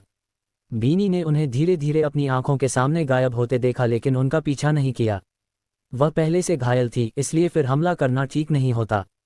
बेशक ज्यादा महत्वपूर्ण कारण यह था कि बीनी को लगता था कि अगर छिपकर कार्रवाई करने वाले ने लाइनस और उसके साथियों को नहीं मारा तो वे उन्हें जाने देने की मौन सहमति दे रहे थे। अपने चरम पर भी बीनी उस अंधेरे में छिपे शक्तिशाली व्यक्ति को नाराज करने का जोखिम नहीं लेती, सिर्फ लाइनस को मारने के लिए। आंट बीनी, तुमने उन्हें क्यों जाने दिया? शे फैमिली ने पहले से ही हमारे खिलाफ बुरी नीयत रखी है, इसलिए हमें उनमें से किसी को भी नहीं छोड़ना चाहिए, वरना वे सब नैक फैमिली के लिए खतरा बन जाएंगे। नस बीनी के पास आकर पूछा। उसे लगता था कि जब तक मौका है शे फैमिली का सफाया कर देना चाहिए, वरना उन्हें छोड़ने से अंतहीन परेशानी होगी। लाइनस का शे फैमिली में दर्जा कम नहीं था। अगर वे उसे मार देते तो शे फैमिली को भयानक नुकसान होता, जैसे नैक फैमिली को बीनी के मरने पर होता। बीनी ने सवाल का जवाब नहीं दिया, बल्कि कहा, नस, निव टीम को व्यवस्थित करो और चलते हैं। ठीक है, आंट बीनी। निविया के जवाब देने के बाद उसने सभी को व्यवस्थित करना शुरू किया और यात्रा जारी रखी। नस के पास कोई चारा नहीं था सिवाय बीनी की बात मानने के और निविया के साथ स्टाफ को व्यवस्थित करने के। दूसरी ओर 1 दर्जन से ज्यादा काले कपड़े वाले एक साथ खड़े थे और सामान ले जा रही एक गाड़ी को खोला। हालांकि गाड़ी खाली थी और उसमें कुछ भी नहीं था। धत, हमें धोखा दिया गया। फक, बीनी, तुम चुड़ैल, काले कपड़े वालों के लीडर ने कोसा। कोई बात नहीं, अगर यहाँ नहीं है तो लाइनस के पास जरूर होगा। वैसे भी जहाँ भी हो वह हमारा ही होगा, उसके पास खड़े एक व्यक्ति ने कहा। तुम सही कह रहे हो। बीनी ने सोचा था कि वह इस तरह सबको धोखा दे लेगी, लेकिन उसे नहीं पता था कि हम पूरी तरह तैयार थे और उसे भागने का कोई मौका नहीं देंगे। अगर पहले पता होता तो मैं दूसरी तरफ चला जाता। आखिरकार हम उस शानदार महिला का मजा भी लेते और परिवार के लिए सबसे बड़ा योगदान भी देते। एक पंथ दो काम, हम उन दोनों को सारा माल लेने दे रहे हैं। अच्छा, भूल जाओ, अब कहने से क्या फ़ायदा। चलो वापस चलते हैं। इस बार नैक फैमिली को इतना बड़ा झटका लगा है, इसलिए वे निश्चित रूप से गुस्से में होंगे। इस बीच हम थोड़ा रुकते हैं और फिर जब हमारा मोमेंट ऑफ लाइमलाइट मिस हो जाए तो नैक फैमिली को एक और बड़ा तोहफा देते हैं। 1 दर्जन काले कपड़े वाले तेजी से चले गए। केवल कुछ शव बचे थे। उन शवों में से 2 नैक फैमिली के 2 एल्डर्स के थे। इन 2 एल्डर्स की ताकत कम नहीं थी, लेकिन फिर भी वे अप्रत्याशित रूप से काले कपड़े वालों के हाथों मर गए। अध्याय 2135। बीनी ने सच में अपने दुश्मनों को अपने क्षेत्र से दूर लुभाया था। ऐसा लग रहा था कि उसने सिल्वर फ्लड ड्रैगन का शव 2 एल्डर्स को सौंप कर ले जाने दिया था, लेकिन यह वास्तव में सिर्फ एक पर्दा था। असली सिल्वर फ्लड ड्रैगन उसके पास ही था। हालांकि सिल्वर फ्लड ड्रैगन का मूल्य बहुत ज्यादा था, लगभग 20 अरब डॉलर्स तक पहुंच रहा था, लेकिन ये शे फैमिली के लिए बीनी पर हमला करने के लिए अपनी जान जोखिम में डालने लायक नहीं था। जिस चीज ने शे फैमिली को कार्रवाई करने का फैसला करने पर मजबूर किया वह नैक फैमिली में घुसे हुए उनके जासूस से मिली खबर थी। सिल्वर फ्लड ड्रैगन खरीदने के बाद बीनी ने सिल्वर फ्लड ड्रैगन के अंदर एक बीस्ट क्रिस्टल पाया था। बीस्ट क्रिस्टल ऐसी चीज थी जो सिर्फ जानवर बना सकते थे। इसके होने की संभावना बहुत कम होती थी। 100 जानवरों में से शायद एक भी बीस्ट क्रिस्टल नहीं बनाता। सिल्वर फ्लड ड्रैगन के शव की इतनी ज्यादा कीमत होने का कारण अच्छी तरह संरक्षित हिस्से थे। ये क्रिस्टल सिर्फ एक मूल्यवान अतिरिक्त था। दूसरी ओर अगर शव पूरा था और अंदर का क्रिस्टल नहीं मिला और निकाला नहीं गया था, तो थोड़े अतिरिक्त पैसे के लिए इसके होने की संभावना पर दांव लगाना बुरा नहीं था। आखिरकार अगर सफल हो गए तो इसे बेचकर बहुत पैसा बन सकता था। बीस्ट क्रिस्टल का मूल्य बेहद ज्यादा होता था। ये शव से 5-6 गुना ज्यादा होता। इसका क्या मतलब था? यानी एक पूरा सिल्वर फ्लड ड्रैगन अगर प्रीमियम के बिना 10 अरब से ज्यादा का होता, तो सिल्वर फ्लड ड्रैगन का बीस्ट क्रिस्टल सैकड़ों अरब डॉलर्स का होता। तीसरे स्तर के शहरों जैसे नैक फैमिली और शे फैमिली के लिए इतनी ऊंची कीमत देना थोड़ा मुश्किल होता। इस कीमत पर भी आपूर्ति नहीं थी और कोई इसे खुलेआम नहीं खरीद सकता था। बीस्ट क्रिस्टल कुछ बेहद कीमती एलिक्सिर के बराबर था। इसे गोली में बदलने के बाद ये द स्पिरिट केज में लोगों की ताकत बढ़ाने और उनके स्तर को तोड़ने में बहुत मदद करता। अगर द स्पिरिट केज में उनकी ताकत बढ़ती तो ये सीधे असली दुनिया में उनकी माइंड पावर को प्रभावित करता। हर कोई द स्पिरिट केज में क्यों भाग रहा था? इसलिए कि माइंड पावर बढ़ाकर वे असली दुनिया में खुद को तेजी से सुधार सकें। द स्पिरिट केज आखिरकार एक आभासी दुनिया थी, इसलिए ज्यादातर लोग असली दुनिया को ज्यादा महत्व देते थे। ये सिर्फ सबके लिए माइंड पावर बढ़ाने का एक साधन था। लेले की शक्तिशाली परिवार आमतौर पर अपने परिवार के सदस्यों को कई समूहों में बांटते थे और हर कुछ समय बाद एक नया समूह द स्पिरिट केज में प्रवेश करता था। आखिरकार उनकी ज्यादातर लड़ाकू ताकत असली दुनिया के लिए सुरक्षित रखी जाती थी। विशेष परिस्थितियों में विशेष व्यवहार भी होता था। उदाहरण के लिए मजबूत प्रतिभा वाले प्रत्यक्ष वंशज या जो सदस्य स्तर तोड़ने वाले थे, वे ज्यादा समय तक रहते थे। चूंकि माइंड पावर की वृद्धि उन्हें पर्याप्त फायदे देती थी, इसलिए उनके परिवार ऐसे लोगों को द स्पिरिट केज में समय बढ़ाने की अनुमति देते थे, वरना उन्हें परिवार की व्यवस्था का पालन करना पड़ता। बीस्ट क्रिस्टल, चाहे उसे पहले या दूसरे स्तर के शहरों की बड़ी ताकतों को बेचा जाए या खुद इस्तेमाल किया जाए, नैक फैमिली के लिए बहुत बड़ा मूल्य लाता। यही कारण था कि शे फैमिली इसे निशाना बना रही थी और अन्य ताकतों के साथ मिलकर नैक फैमिली पर जबरदस्ती हमला करने का फैसला किया था। शे फैमिली नहीं चाहती थी कि नैक फैमिली मजबूत हो, इसलिए उन्होंने बिना हिचकिचाहट के दूसरों से वादा किया था कि बीनी को मारकर और सिल्वर फ्लड ड्रैगन का शव हासिल करने के बाद वे बीस्ट क्रिस्टल निकालकर सहयोगियों को सौंप देंगे। दूसरे पक्ष ने इतने बड़े स्वार्थ के लालच में शे फैमिली की मदद करने पर सहमति जताई थी। न तो शे फैमिली और न ही नैक फैमिली ने सिल्वर फ्लड ड्रैगन में मिले क्रिस्टल के बारे में कुछ कहा था और उन्होंने इसे सार्वजनिक नहीं किया था। फिर भी सबको इसकी जानकारी थी। अध्याय 2136। सिल्वर फ्लड ड्रैगन के क्रिस्टल को सबसे अच्छी स्थिति में रखने के लिए बीनी ने उसे बाहर नहीं निकाला बल्कि सिल्वर फ्लड ड्रैगन के शरीर में ही छोड़ दिया था। नाइटिंगेल सिटी वापस लौटने के बाद परिवार बैठक करेगा और फिर फैसला करेगा कि इसे कैसे इस्तेमाल करना है। अप्रत्याशित रूप से परिवार में एक गद्दार की वजह से खबर लीक हो गई, जिससे शे फैमिली लगभग उनकी योजना बर्बाद कर देती। अगर अंधेरे में कार्रवाई करने वाला शक्तिशाली व्यक्ति नहीं होता तो इस बार नैक फैमिली को बहुत बड़ा नुकसान होता। उनकी जान और पैसा दोनों चले जाते। अपनी गाड़ी के पीछे वाली गाड़ी तक चलकर बीनी ने अंदर कदम रखा और कुछ देर बाद खाली चेहरे के साथ बाहर आए। उसके अंदर बहुत बड़ी राहत थी। शुक्र है बीस्ट क्रिस्टल अभी भी सिल्वर फ्लड ड्रैगन के शरीर में था। उसे थोड़ा डर था कि अंधेरे में छिपा शक्तिशाली व्यक्ति चुपके से सिल्वर फ्लड ड्रैगन का क्रिस्टल ले जाएगा। हालांकि दूसरे पक्ष के इसे ले जाने में कोई गलत बात नहीं थी। आखिरकार उन्होंने इतनी जानें बचाईं और उसे अपमान से बचाया, लेकिन बीनी को ये बीस्ट क्रिस्टल बहुत मुश्किल से मिला था। इसके अलावा नैक फैमिली को अभी इसकी ज़रूरत थी, इसलिए बीनी इसे खोना नहीं चाहती थी। जब उसे पता चला कि सिल्वर फ्लड ड्रैगन के अंदर बीस्ट क्रिस्टल है तो वह खुशी से उछल पड़ी थी। यह उसके लिए बहुत उत्साहजनक था। बीस्ट क्रिस्टल बेहद दुर्लभ थे, क्योंकि 100 जानवरों में से शायद एक ही ऐसा क्रिस्टल बना पाता। बीनी को इतनी कम संभावना के बावजूद एक मिल गया तो वह खुश और उत्साहित क्यों न होती। वास्तव में क्रिस्टल वाले जानवर और बिना क्रिस्टल वाले जानवर में बहुत बड़ा अंतर होता था। सबसे सरल कारण यह था कि क्रिस्टल का मतलब था कि यह जानवर उच्च स्तर तक विकसित हो सकता था। इसके विपरीत बिना क्रिस्टल के वे ऐसा नहीं कर सकते थे। बीनी ने भी सोचा था कि अंधेरे में छिपा शक्तिशाली व्यक्ति उन्हें बचाने के बदले में सिल्वर फ्लड ड्रैगन का क्रिस्टल ले लेगा। हालांकि उसने नहीं लिया। बीनी सिर्फ ज्यादा सोच रही थी। निविया और नस होश में आ रहे थे। उन्होंने नैक फैमिली के मरे हुए गार्ड्स और साहसियों को दफनाने के लिए गड्ढा खोदा। जहां तक काले कपड़ों वालों के शवों की बात थी, वे जाने के बाद जंगली जानवर उन्हें खा लेंगे। जब सभी व्यस्त हो गए तो साहिल इसमें शामिल नहीं हुआ और पहले गाड़ी में आराम करने चला गया। फिर भी जैसे ही उसने गाड़ी में कदम रखा, एक आवाज ने उसे रोक लिया। हे बेटे, तुम वहां क्या कर रहे हो? क्या तुम नहीं देख रहे कि सभी व्यस्त हैं? अभी नीचे उतरो और हमें गड्ढा खोदने में मदद करो। ये ठीक है कि तुम लड़ाई से भागना चाहते हो, मैं तुम्हें कायर समझ लूंगा, लेकिन अब तुम मेहनत से भी भागना चाहते हो। क्या तुम सोचते हो कि नैक फैमिली दान कर रही है? क्या तुम सोचते हो कि कुछ किए बिना पैसा मिल जाएगा?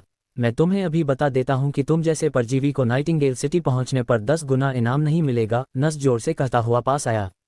जब साहिल ने उसे जवाब दिया था, नस इतना गुस्से में था कि वह साहिल को तुरंत जाने को कहना चाहता था। हालांकि उसकी सोच आंट बीनी की अचानक चोट से बाधित हो गई। फिर एक और जीवन मृत्यु का संकट आया, लेकिन सौभाग्य से आंट बीनी के बैकअप प्लान से हल हो गया। शांत हो चुके नस ने फिर से साहिल को परेशान करने के लिए उस पर नजर डाली। वह साहिल के इस तरह व्यवहार को बर्दाश्त नहीं कर सकता था। वह स्पष्ट रूप से निचले स्तर का साहसी था, लेकिन फिर भी अमीर व्यक्ति का ढोंग कर रहा था। सबसे महत्वपूर्ण बात, साहिल उससे ज्यादा हैंडसम और शानदार लगता था।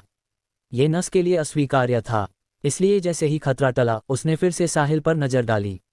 साहिल ने आवाज सुनते ही जान लिया कि यह किसकी थी। ये वही लड़का था जो अभी अभी उसे जाने को कह रहा था। वह भी नैक फैमिली से था, इस बार के नियोक्ता, इसलिए उसका दर्जा शायद कम नहीं था और कम से कम प्रत्यक्ष वंशज था। बेहतर विकल्प न होने पर साहिल मुड़ गया। वह मन में सोच रहा था, अगर मैंने अभी अभी छिपकर हमला नहीं किया होता तो तुम अभी शव होते। मुझे परेशान क्यों करना पड़ रहा है? अगर उसे द स्पिरिट केज के बारे में और जानने का यह मौका नहीं लेना होता तो साहिल अकेले ही यात्रा जारी रखता। अध्याय 2137। तुम मुझे क्यों निशाना बना रहे हो? साहिल ने मुड़कर लाचार होकर पूछा। मैं तुम्हें क्यों निशाना बना रहा हूँ? तुम्हें क्यों लगता है कि मैं तुम्हें निशाना बना रहा हूँ? क्योंकि तुम यहाँ सबसे आलसी व्यक्ति हो। जब हम लड़ रहे थे तुम मौत से डरकर शामिल नहीं हुए, और अब जब मेहनत का समय है तुम फिर भाग रहे हो। इसलिए मैं तुमसे पूछना चाहता हूँ, तुम यहाँ क्यों हो? नस ने पूछा। ठीक है, मैं चला जाता हूँ। ठीक है, मैं इस्तीफा देता हूँ और इनाम नहीं चाहिए। साहिल के इतना कहते ही वह गाड़ी से कूद गया। शुरुआत में वह नैक फैमिली के साथ नाइटिंगेल सिटी जाना चाहता था और रास्ते में द स्पिरिट केज के बारे में और जानना चाहता था, लेकिन अब लग रहा था कि उसे अकेले ही जाना पड़ेगा। उसे कोई फर्क नहीं पड़ता था। जब तक वह द स्पिरिट केज में $1 खर्च कर सकता था, साहिल बहुत खुश था। बाकी सब छोटी मोटी बातें थीं। वह द स्पिरिट केज को धीरे धीरे समझ सकता था। तुम काफी चतुर हो बेटे। मैं तुम्हें बता दूं, तुम मेरे परिवार का पैसा इतनी आसानी से नहीं ले सकते। अगर तुम हमारा पैसा लेना चाहते हो तो हमारे लिए काम करना पड़ेगा। मैंने तुम जैसे बहुत से ठग देखे हैं। तुम में कोई कौशल नहीं है और तुम साहसी बनकर लोगों को ठगते हो, लेकिन दुर्भाग्य से आज तुम मुझे मिल गए। नस ने व्यंग्य से कहा। साहिल ने कंधे उचकाए और नस से बहस नहीं की। उसे सामने चिल्ला रहे इस चींटी को गंभीरता से लेने की जरूरत नहीं थी। जब साहिल जाने वाला था, बीनी पास आए। सिल्वर फ्लड ड्रैगन के शव की जांच करने के बाद उसने नस को जोर से बोलते सुना तो वह चलकर आए। जैसे ही वह पास पहुंची, उसने उस अच्छे दिखने वाले युवक को देखा जो अमीर परिवार के लाडले बेटे जैसा कपड़े पहने था। उम्र के मामले में वह नस से भी छोटा था। मेरी टीम में ऐसा व्यक्ति क्यों है? मुझे इसके बारे में क्यों नहीं पता था? बीनी हैरान थी। इस टीम में नैक फैमिली के अलावा सामान एस्कॉर्ट करने के लिए नियुक्त साहसी थे। वह साहसी नहीं हो सकता है न? क्या हो रहा है? बीनी ने पूछा। आंट बीनी, ये लड़का हमने जिस साहसी को पैसे दिए थे वह है, लेकिन उसने कुछ नहीं किया। शे फैमिली से लड़ते समय वह छिपा रहा था। अब जब सभी मरे हुओं को दफनाने के लिए गड्ढा खोद रहे हैं, वह अकेला कुछ नहीं कर रहा। हमें ऐसे साहसी की क्या जरूरत है? जो नहीं जानता वह सोचेगा कि वह नियोक्ता है। मुझे सच में नहीं पता कि स्क्रीनिंग करने वालों ने कैसे काम किया। ऐसा व्यक्ति कैसे पास हो गया? नस ने गुस्से से कहा। बीनी ने साहिल को देखा। स्वाभाविक रूप से साहिल ने भी बेफिक्र होकर दूसरी तरफ देखा। चाहे नैक फैमिली लेलर में कितनी भी मजबूत हो, वे अब द स्पिरिट केज में थे और वह उन्हें आसानी से सब खत्म कर सकता था। जब ताकत हो तो किसी से डर नहीं लगता। क्या ऐसा है? बीनी ने साहिल को देखकर पूछा। मुझे गलत मत ठहराओ। मुझे समझ है कि पैसे लेकर दूसरों की मुसीबत हटानी चाहिए, और मैंने ऐसा किया। बस तुमने मुझे करते नहीं देखा, साहिल ने बहस की। बकवास। तुम इस पूरे समय यहाँ छिपे रहे हो। तुमने कब योगदान दिया? तुम सिर्फ एक ठग हो। तुम्हारी हिम्मत कैसे हुई कहने की कि तुमने योगदान दिया? जल्दी से जो पैसा लिया था वापस करो और निकल जाओ। मुझे फिर कभी तुम्हारा चेहरा मत दिखाना, वरना मैं हर बार देखूंगा तो पीटूंगा। नस ने गुस्से से चेतावनी दी। तुमने मेरा योगदान नहीं देखा, लेकिन इसका मतलब यह नहीं कि मैंने योगदान नहीं दिया। बेशक, अगर तुम विश्वास नहीं करते तो मैं कुछ नहीं कर सकता। मैं जाता हूँ। तुमने जो थोड़ा पैसा दिया था वह मैं वापस नहीं करूंगा। मुझे विश्वास है कि मैं उस लायक हूँ। साहिल ने इतना कहकर जाने की तैयारी की। हालांकि बीनी ने उसे रोक लिया। उसने पूछा, मेरे दोस्त तुम्हारा नाम क्या है? मेरा नाम साहिल खुराना है। मिस, मैं आपकी कैसे मदद कर सकता हूँ? साहिल ने जवाब दिया। साहिल खुराना। बीनी ने नाम को ध्यान से सोचा। मुझे नहीं लगता कि नाइटिंगेल सिटी और आसपास के शहरों में कोई बड़ा परिवार खुराना उपनाम का है। या तो वह कहीं और से आया है, या वह अभी द स्पिरिट केज में प्रवेश किया है। साहिल की शक्ल और कपड़े देखकर बीनी जानती थी कि वह निश्चित रूप से साधारण व्यक्ति नहीं है।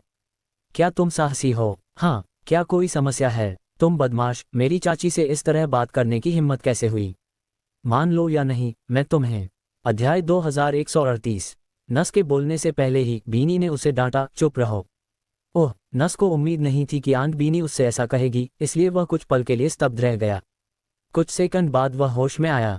उसने साहिल को नाखुश होकर घूरा, लेकिन वह नाराजगी से मुंह बंद करके चुप हो गया। वह आंट बीनी की बात को नजरअंदाज करने की हिम्मत नहीं कर सकता था, कम से कम अभी के लिए। जब वह नैक फैमिली का मुखिया बन जाएगा, तब उसके पास उसे नजरअंदाज करने का अधिकार होगा। मेरे दोस्त, तुम्हारे कपड़ों से लगता है कि तुम साहसी नहीं लगते, बीनी ने नस को डांटने के बाद पूछना जारी रखा। क्या कोई नियम है कि ऐसे कपड़े पहनने वाले साहसी नहीं बन सकते? साहिल ने दूसरे पक्ष से पूछा। मुझे लगता है नहीं। बिल्कुल, मैं जो चाहूं पहन सकता हूं, और कोई नियम नहीं कहता कि साहसियों को क्या पहनना चाहिए। तो तुम कहां से हो? मैं लेलर से द स्पिरिट केज में आया हूं। बीनी बिना बोले रह गई। हम में से कौन लेलर से द स्पिरिट केज में नहीं आया? क्या वह द स्पिरिट केज में जन्मा और पला बड़ा है? द स्पिरिट केज में मनुष्यों के अलावा बाकी सब आभासी था, लेकिन इन आभासी चीजों का कुछ व्यवहारिक प्रभाव था जो माइंड पावर बढ़ा सकता था। ये लड़का सिर्फ भ्रमित होने का नाटक कर रहा था। चूंकि साहिल नहीं बताना चाहता था, बीनी ने पूछना बंद कर दिया। वह चाहे कितना भी पूछती रहती, कुछ नहीं मिलता। एक तरफ नस साहिल को घूर रहा था। अगर साहिल नहीं होता तो आंट बीनी उसे डांटती नहीं। मेरे दोस्त, चूंकि तुम नहीं बताना चाहते तो भूल जाओ। तुम्हें इस जंगल में हमारे साथ यात्रा करनी चाहिए। इस तरह ज्यादा सुरक्षित रहेगा। मैं नैक फैमिली का वादा निभाऊंगी। चूंकि तुम स्क्रीनिंग पास करके एस्कॉर्ट बन गए हो, इसलिए तुम्हें जो हक है वह मिलेगा। बीनी के इतना कहते ही पास खड़ा नस फट पड़ा। उसने कुछ किया नहीं और फिर भी पैसा मिलेगा। आंट बीनी। हालांकि बीनी ने उसके बोलने से पहले ही बीच में टोक दिया। क्या मैंने जो कहा वह पर्याप्त स्पष्ट नहीं है? नहीं, नस ने गुस्सा दबाकर जवाब दिया। तो जैसा मैंने कहा वैसा करो। नस, तुम नैक फैमिली के भविष्य के मुखिया हो, लेकिन तुम इतने छोटे छोटे क्यों हो? भविष्य में नैक फैमिली तुम्हें कैसे सौंपी जा सकती है? संकीर्ण दिमाग वाला मुखिया परिवार के लिए दुख का कारण होगा। अगर तुम ऐसे ही करते रहे तो हम तुम्हें बदलने पर विचार करेंगे। आते हुए निविया ने ये सुना और उसकी आंखें चमक उठीं। हालांकि जल्द ही वे मंद पड़ गईं। दुख की बात थी कि वह बेटी थी, इसलिए मुखिया के पद के लिए प्रतिस्पर्धा करने की योग्यता नहीं थी। मैं समझ गया, आंट बीनी। नस ने सिर झुका लिया। वह बीनी को नाराज करने के डर से आगे बात नहीं कर सका। दूसरे पक्ष के नैक फैमिली में दर्जे के कारण वह सच में उसे बदलने का प्रस्ताव रख सकती थी। ठीक है, चलो जल्दी से परिवार में वापस चलते हैं और मुखिया को अभी जो हुआ बताते हैं। चूंकि शे फैमिली ने हमारे साथ ऐसा करने की हिम्मत की है, इसलिए उन्हें कीमत चुकानी पड़ेगी। बीनी की आंखें ठंडी हो गईं और वह तेजी से चल पड़ी। नस जल्दी से उसके पीछे चला। आती हुई निविया ने साहिल की ओर देखा और बिना रुके चली गई। साहिल वहां खड़ा कुछ देर सोचता रहा, फिर वह मुड़ा और गाड़ी पर चढ़ गया। तो साथ ही चलते हैं। अध्याय 2139। समूह नाइटिंगेल सिटी की ओर बढ़ता रहा। साहिल की गाड़ी में पहले 8 लोग थे, लेकिन अब सिर्फ 5 बचे थे। यानी उस लड़ाई में 3 लोग मर गए थे। ये सिर्फ एक गाड़ी थी और कई अन्य मौतें हुई थीं, जिससे मृतकों की संख्या बढ़ गई थी। अगर साहिल पहले कार्रवाई करता तो वह सबको बचा सकता था। हालांकि उसने नहीं किया। साहिल को इस बात पर बिल्कुल भी अपराधबोध नहीं था। प्रकृति का नियम सबसे मजबूत का जीवित रहना है। वह उन्हें एक बार बचा सकता था, लेकिन दूसरी बार क्या? इसके अलावा इन साहसियों में से सभी अच्छे लोग नहीं थे। उनमें से कई के पास बहुत बुरे रिकॉर्ड थे और उनके हाथ खून से सने थे। 3 लोगों की कमी वाली गाड़ी ने बाकी लोगों पर कोई असर नहीं डाला। स्पष्ट था कि वे ऐसी घटनाओं के आदी थे। जैसा नाम साहसी था, वे जोखिम लेकर साहसिक कार्य करते थे। चाहे एंडलेस फॉरेस्ट में अवसर ढूंढना हो या सामान एस्कॉर्ट करना, वे किसी भी समय मर सकते थे। बेशक तुलना में सामान एस्कॉर्ट करना कहीं ज़्यादा सुरक्षित था। ऐसी खतरनाक स्थिति के बावजूद हर कोई द स्पिरिट के जाने को तैयार था, क्योंकि सबसे पहले यहाँ गतिविधि का दायरा छोटा था। असली दुनिया में लेलर इतनी बड़ी थी कि अनगिनत लोग अपनी पूरी जिंदगी छोटे स्थान पर रहते थे। इसके अलावा लेलर की लगभग सभी ताकतों ने द स्पिरिट केज में बहुत सारे मानव संसाधन, सामग्री और वित्तीय संसाधन लगाए थे। इस परिणामस्वरूप यहाँ असली दुनिया से ज़्यादा आसानी से पैसा कमाया जा सकता था। इसलिए दूरदराज के कुछ लोग द स्पिरिट केज में आना चाहते थे। साथ ही वे माइंड पावर भी बढ़ा सकते थे, तो क्यों नहीं? कुछ दूरी तय करने के बाद साहिल ने फिर बातचीत शुरू की। सबको पता था कि साहिल किसी अमीर परिवार का बेटा है और वह चुपके से द स्पिरिट केज में आया है, इसलिए वे उसकी चापलूसी करते थे और जो कुछ भी जानते थे साहिल को बता देते थे। उनके समूह से साहिल को एक और जानकारी मिली, जिसने उसके मन में एक संदेह भी दूर कर दिया। जब वह पहली बार द स्पिरिट केज में आया था और एंडलेस फॉरेस्ट से बाहर निकला था, तो रास्ते में उसे कुछ शव मिले थे। उसे उत्सुकता थी कि खतरे और मरने की स्थिति में वे द स्पिरिट केज को जबरदस्ती क्यों नहीं छोड़ पाए। पता चला कि वे छोड़ना नहीं चाहते थे, बल्कि छोड़ नहीं सकते थे। असली दुनिया के लोग जब द स्पिरिट केज में प्रवेश करते हैं तो वे एक निश्चित जगह पर उतरते हैं, जिसे डिसेंडिंग पॉइंट कहा जाता है। जब उन्हें द स्पिरिट केज छोड़ना होता है तो उन्हें डिसेंडिंग पॉइंट की सीमा में होना पड़ता है। द स्पिरिट केज में तीसरे स्तर से ऊपर के सभी शहर इन डिसेंडिंग पॉइंट्स के आसपास बने होते हैं। शहर जितना बड़ा, डिसेंडिंग पॉइंट उतना बड़ा। इन चैनलों से हर दिन अनगिनत लोग आते जाते हैं। जिस जगह डिसेंडिंग पॉइंट होता है वह आधिकारिक रूप से संरक्षित होता है और किसी ताकत का नहीं होता। जो कोई यहाँ बदला लेने या हत्या करने की हिम्मत करता है, अगर नियम तोड़ते पाया जाता है तो द स्पिरिट केज द्वारा पूरी तरह मिटा दिया जाता है। ये द स्पिरिट केज का सख्त नियम था, इसलिए जब कोई पीछा कर रहा हो तो डिसेंडिंग पॉइंट के आसपास पहुंचते ही सुरक्षित हो जाता है। पीछा करने वाले भी पीछा छोड़ देते हैं। क्रो सिटी के सबसे निकटवर्ती डिसेंडिंग पॉइंट नाइटिंगेल सिटी था। डिसेंडिंग पॉइंट के अलावा द स्पिरिट केज छोड़ने का कोई और तरीका नहीं था।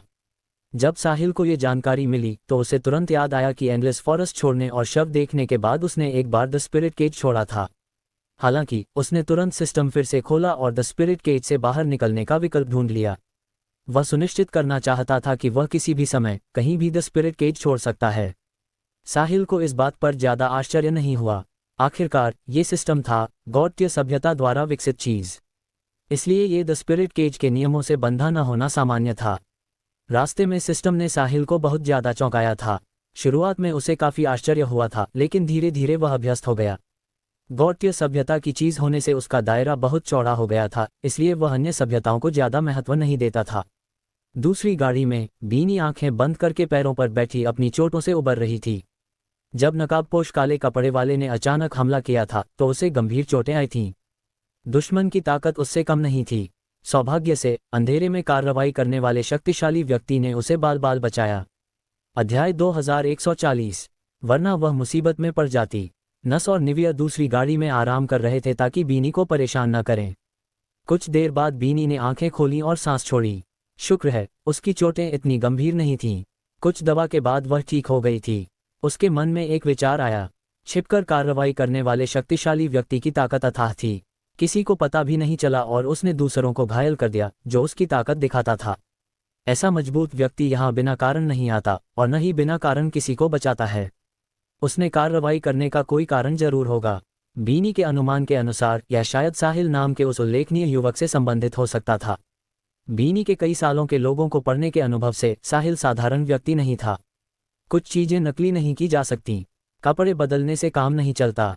सरल शब्दों में कहें तो एक भिखारी कितने भी शानदार कपड़े पहन ले, वह भिखारी ही रहता है और कभी अभिजात नहीं बन सकता। यह उसकी आंखों, स्वभाव, व्यवहार और लहजे में झलकता है। साहिल की आंखें दृढ़ थीं, उसका स्वभाव असाधारण था, व्यवहार शांत था और नस या उसके साथ बात करते समय उसका लहजा न झुका हुआ था न अहंकारी। ये ऐसी चीजें नहीं थीं जो साधारण साहसी में होतीं।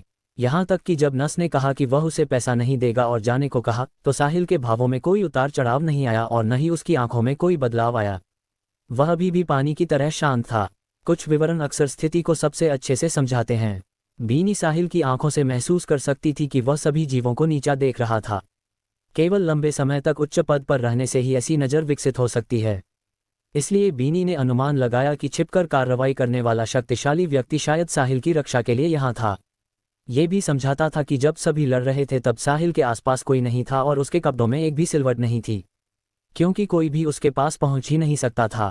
इसके अलावा जब नस ने पूछताछ की थी तो साहिल ने कहा था कि उसने योगदान दिया है, बस किसी ने देखा नहीं। वह अप्रत्यक्ष रूप से कह रहा था कि सभी को बचाने का श्रेय उसे मिलना चाहिए। यही कारण था कि जब नस ने साहिल के साथ असम्मान किया था तो बीनी ने उसे डांटा था। अगर उसके बॉडीगार्ड की ताकत इतनी डरावनी थी तो साहिल के पीछे की ताकत कितनी शक्तिशाली होगी यह कल्पना की जा सकती थी। क्या वे ऐसी ताकत थी जिसे नाग फैमिली नाराज कर सकती थी? एक बॉडीगार्ड अकेला ही नाग फैमिली को मिटा सकता था। वापस लौटने के बाद शायद परिवार के उत्तराधिकारी के मामले पर बैठक करने का समय था। नस के इन दिनों के प्रदर्शन को देखते हुए उसमें परिवार के मुखिया के लिए जरूरी दूरदर्शिता और हृदय नहीं था। परिवार को उसके हवाले करना समझदारी नहीं होगी। दुख की बात थी कि निविया बेटी थी। चाहे वह कितनी भी अच्छी हो, वह नाग फैमिली की मुखिया नहीं बन सकती थी और अधिकतम बीनी जैसी ही बन सकती थी। हालांकि जो बीनी समझ नहीं पा रही थी वह ये था कि साहिल जैसा कुलीन लड़का नाग फैमिली द्वारा भर्ती किए गए साहसियों की टीम में क्यों शामिल हुआ। क्या यह उसका प्रशिक्षण है या कोई और उद्देश्य है? बीनी ने बहुत देर तक सोचा, लेकिन कोई कारण नहीं सोच पाए। इसलिए उसने इसे भूलने का फैसला किया। कौन परवाह करता है, दूसरे पक्ष ने मुझे बचाया, इससे लगता है कि उनका नाग फैमिली के प्रति कोई शत्रुता नहीं है। मेरे लिए इतना काफ़ी है। अध्याय 2141। बीनी ने खुद को साहिल के बारे में सोचने से मजबूर किया। हालांकि जब वह आंखें बंद करती उसका मन अस्त व्यस्त हो जाता। साहिल का चेहरा बार बार सामने आता और वह कुछ और नहीं कर पाती थी। उसे अभी भी लगता था कि उसे साहिल की असली पहचान पता करनी चाहिए ताकि वह सुकून महसूस कर सके। ऐसे शक्तिशाली व्यक्ति का उनके साथ होना काफ़ी चिंताजनक था। इसलिए बीनी ने अपनी नौकरानी को बुलाया और उसे साहिल को बुलाने के लिए कहा। इस बीच साहिल अपनी गाड़ी में सबके साथ खुशी खुशी बातें कर रहा था। जैसे जैसे विषय बढ़ते गए वह द स्पिरिट केज के बारे में और ज्यादा जानने लगा। अचानक बाहर से एक आवाज आई, क्षमा करें, क्या मास्टर साहिल वहां हैं? साहिल चौंक गया। उसने चारों ओर देखा और पाया कि सब उसकी ओर देख रहे हैं। वह मुझसे ही पूछ रही है ना? लेकिन यह मेरी द स्पिरिट केज में पहली बार है, शायद मैं किसी को नहीं जानता। भ्रमित होकर साहिल ने जोर से पूछा, आप किसे ढूंढ रही हैं? आवाज ने फिर कहा, मैं मास्टर साहिल खुराना को ढूंढ रही हूं। तो वह सच में मुझसे ही पूछ रही है। साहिल उठा और गाड़ी से बाहर निकला। फिर उसने एक हरी कमीज वाली महिला को देखा जो लगभग 27 या 28 साल की लग रही थी और बाहर खड़ी थी। मैं साहिल हूँ, कृपया बताएं कि आपको मुझसे क्या चाहिए। क्या हम एक दूसरे को जानते हैं? साहिल ने पूछा। मेरी मालकिन आपको बुला रही हैं, कृपया मेरे साथ चलें, हरी कमीज वाली महिला ने सम्मानपूर्वक कहा। उसकी आंखों में साहिल को देखते हुए जिज्ञासा थी। आने से पहले मालकिन ने विशेष निर्देश दिए थे कि साहिल के साथ कोई असम्मान न दिखाया जाए और उसे सम्मानपूर्वक बुलाया जाए। हरी कमीज वाली महिला समझ नहीं पा रही थी कि इस साहसी में ऐसा क्या है कि मालकिन इतना ध्यान दे रही हैं। मालकिन कौन थी? वह प्लैनेट लूसियो की नाग फैमिली के मुखिया की छोटी बहन थी। मुखिया उन्हें बहुत महत्व देते थे और उनकी ताकत और क्षमता उत्कृष्ट थी। इसके अलावा नाग फैमिली में उनका दर्जा बहुत ऊंचा था, जो लगभग मुखिया के बाद ही आता था। इसके अलावा बीनी इस बार द स्पिरिट केज में प्रवेश करने वाले नाग फैमिली के सदस्यों की जिम्मेदार व्यक्ति भी थी। मुखिया को भी उनकी बात पर ध्यान देना पड़ता था। इस बीच साहिल सिर्फ एक निचले स्तर पर गुजारा करने वाला साहसी था। भले ही वह अच्छा दिखता हो, लेकिन मालकिन के इतना ध्यान देने लायक नहीं है ना? क्या मालकिन को उस पर क्रश है? क्या वह उससे छोटे उम्र के किसी पर हाथ डालने की कोशिश कर रही हैं? हाय, ये संभव है, वरना मालकिन ने मास्टर नस को डांटकर एक साहसी की मदद क्यों की? इसके बारे में सोचते ही हरी कमीज वाली महिला ने साहिल की शक्ल को ध्यान से देखना शुरू किया। जितना ज्यादा देखती उतनी ही उसकी आंखें चमकती जातीं। साहसी होने और मालकिन के लायक न होने के अलावा साहिल की छवि लगभग परफेक्ट थी। वह मालकिन के लिए एकदम परफेक्ट मैच था। साहिल इतना आकर्षक और आंखों को भाने वाला था। हरी कमीज वाली महिला ने पहले कभी ऐसा आकर्षक आदमी नहीं देखा था। प्लैनेट लूसियो पर मालकिन का पीछा करने वाले पुरुषों में से कोई भी उसकी तुलना में नहीं टिकता था और वे साहिल से मीलों पीछे थे। एकमात्र समस्या ये थी कि साहिल का दर्जा बहुत कम था। जब साहिल ने हरी कमीज वाली महिला से सुना कि उसकी मालकिन उसे बुला रही हैं, तो उसे पहले से ही लगभग पता चल गया था कि क्या हो रहा है।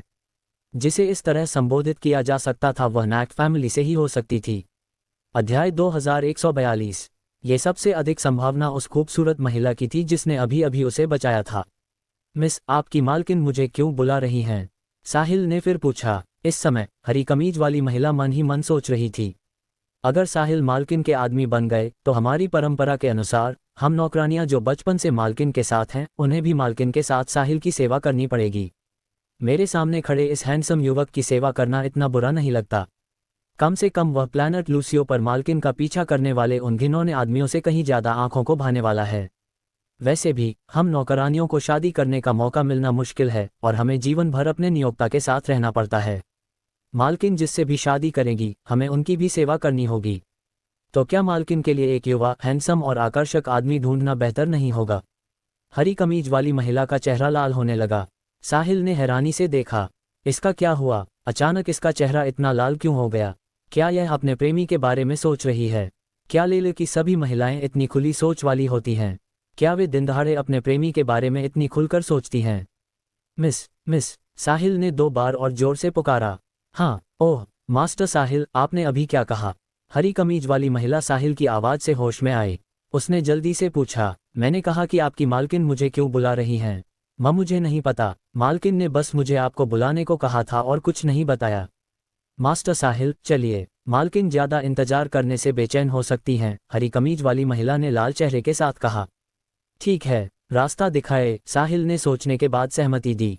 मास्टर साहिल, कृपया मेरे पीछे चलें। हरी कमीज वाली महिला ने इतना कहकर आगे बढ़ गई। साहिल गाड़ी से कूदा और उसके पीछे चला। दोनों जल्द ही उस गाड़ी पर पहुंच गए जहां बीनी इंतजार कर रही थी।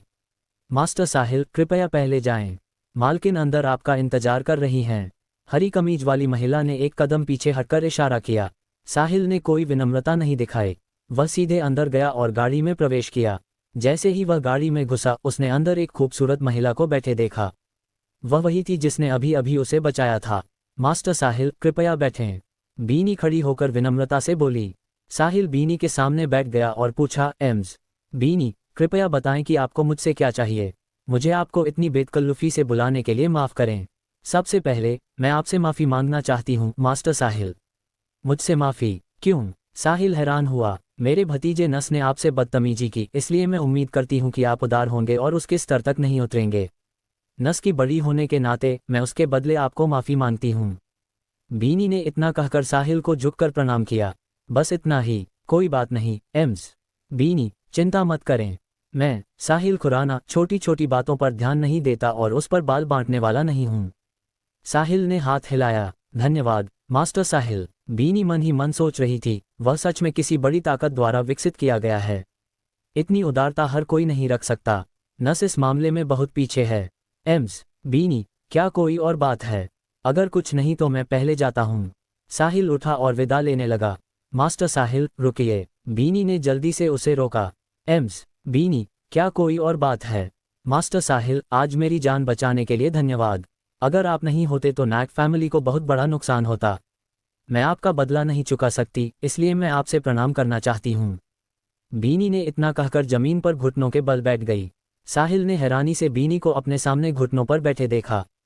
उसे कैसे पता चला कि मैं ही था? मैंने कार्रवाई करते समय बहुत सावधानी बरती थी और वह इतनी तेज थी।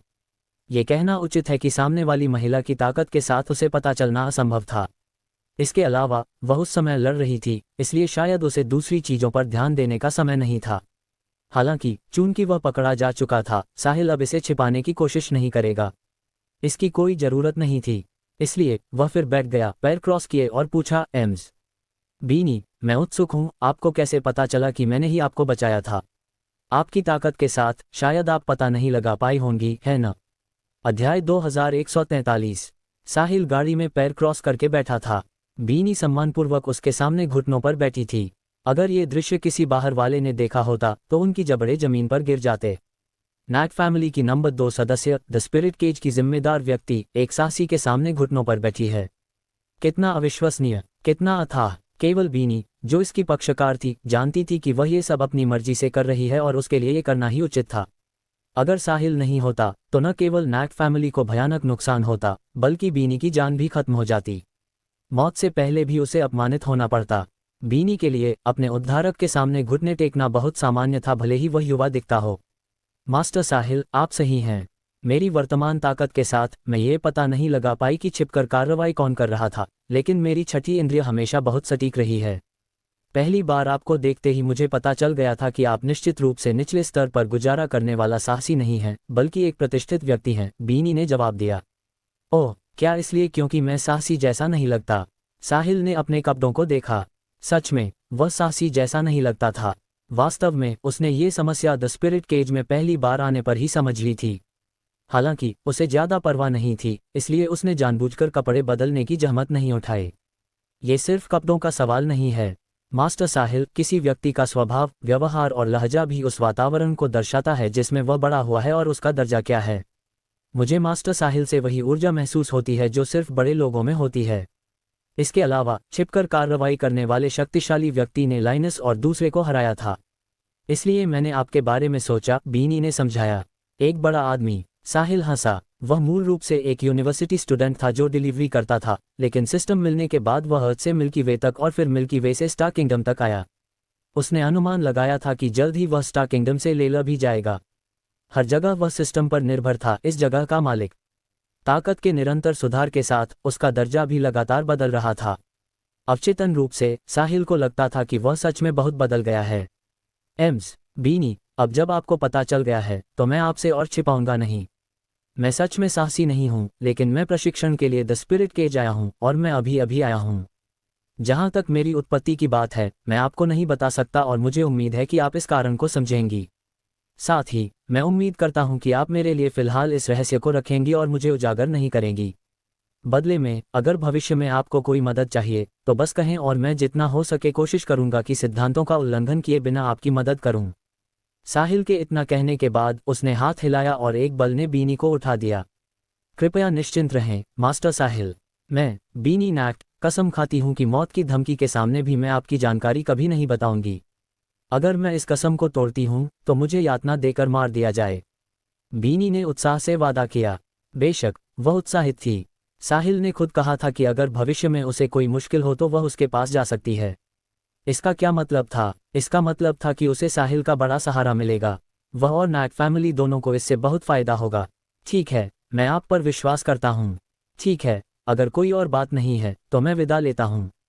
याद रखें, आप अभी भी नियोक्ता हैं और मैं वह साहसी हूँ जिसे आपने नियुक्त किया है। समझी? समझ गई मास्टर साहिल, अलविदा। साहिल गाड़ी से बाहर निकला जबकि बीनी उसके पीछे झुककर प्रणाम कर रही थी। हालांकि वे अभी भी अंदर थे और बाहर नहीं, इसलिए उन्हें देखे जाने की चिंता नहीं थी। साहिल के जाने के बाद बीनी ने अपने नर्वस दिल को शांत किया। साथ ही वह खुश भी थी। उसे उम्मीद नहीं थी कि साहिल उसे मान्यता देगा।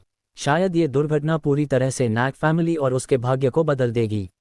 इस बीच साहिल अपनी गाड़ी में वापस लौट आया। अध्याय 2144। समूह नाइटिंगेल सिटी की दिशा में बढ़ता रहा। रास्ते में कोई आश्चर्य नहीं हुआ और टीम सुरक्षित रूप से नाइटिंगेल सिटी पहुंच गई। क्रो सिटी की तुलना में नाइटिंगेल सिटी कहीं ज्यादा बड़ा और समृद्ध था। आखिरकार यह एक तीसरे स्तर का शहर था जिसमें डिसेंडिंग पॉइंट था। हर दिन बहुत से लोग लेलर और द स्पिरिट केज के बीच आवागमन करते थे। नाइटिंगेल सिटी पहुंचने के बाद साहिल चुपके से टीम से अलग हो गया और नाइटिंगेल सिटी में घूमने लगा। जल्द ही वह एक विशाल इमारत के पास पहुंचा। यह इमारत पूरे नाइटिंगेल सिटी का लगभग 10वां हिस्सा घेरती थी और नाइटिंगेल सिटी के ठीक केंद्र में स्थित थी। ये बहुत बड़ा क्षेत्र लेती थी। इसके चारों ओर अनगिनत निकास थे। साहिल की द स्पिरिट केज और नाइटिंगेल सिटी की जानकारी के अनुसार ये डिसेंडिंग पॉइंट होना चाहिए। साथ ही ये लेलर से द स्पिरिट केज में प्रवेश का एक द्वार भी था। द स्पिरिट केज में ऐसे कई प्रवेश द्वार थे और तीसरे स्तर से ऊपर के सभी शहरों में ऐसे होते थे। कहा जाता है कि जब द स्पिरिट केज पहली बार बनाया गया था तो लेलर से मनुष्य जब प्रवेश करते थे तो चारों ओर सिर्फ जंगल और जानवर थे। जैसे जैसे ज़्यादा से ज़्यादा लोग द स्पिरिट केज में आए, उन्होंने धीरे धीरे डिसेंडिंग पॉइंट के आसपास शहर बनाना शुरू किया। कुछ समय बाद ही वर्तमान स्पिरिट केज लेह में मानव गतिविधियों का दूसरा सबसे बड़ा केंद्र बन गया। साहिल ने विभिन्न निकायों से आते जाते लोगों को देखा तो वह भी अंदर जाकर देखना चाहता था। सोचने के बाद उसने उस विचार को छोड़ दिया। उसे इस चीज़ की जरूरत नहीं थी। जब तक वह चाहता, वह किसी भी समय द स्पिरिट केज छोड़कर असली दुनिया में वापस जा सकता था। सबसे महत्वपूर्ण बात 20 अरब डॉलर्स खर्च करके पहले लाविश पॉइंट्स प्राप्त करना था। सिर्फ 200 लाविश पॉइंट्स, जो 20 अरब डॉलर्स खर्च करने के बराबर था, उसकी असली दुनिया में ताकत वर्तमान प्री डेटी रैंक से असली डेटी रैंक तक पहुंच सकती थी। देखते हैं कि मैं 20 अरब डॉलर्स कैसे खर्च कर सकता हूं। डिसेंडिंग पॉइंट से मुड़कर जाने के दौरान साहिल ने देखा कि डिसेंडिंग पॉइंट के निकास से एक अजीब आदमी बाहर निकल रहा था। इस आदमी में अन्य मनुष्यों से ज्यादा अंतर नहीं था और एकमात्र अंतर यह था कि उसके पीछे 2 फूली हुई विंग्स थीं। वे पक्षी की विंग्स जैसी थीं, बस थोड़ी बड़ी। विंग्स वाला इंसान। ये पहली बार था जब साहिल ने ऐसी अजीब चीज देखी थी। क्या वह किसी पक्षी और इंसान की संतान है? इंसान और पक्षी। साहिल ने जितना भी देखा, उसे नहीं लगा कि ये 2 नस्लें मिल सकती हैं।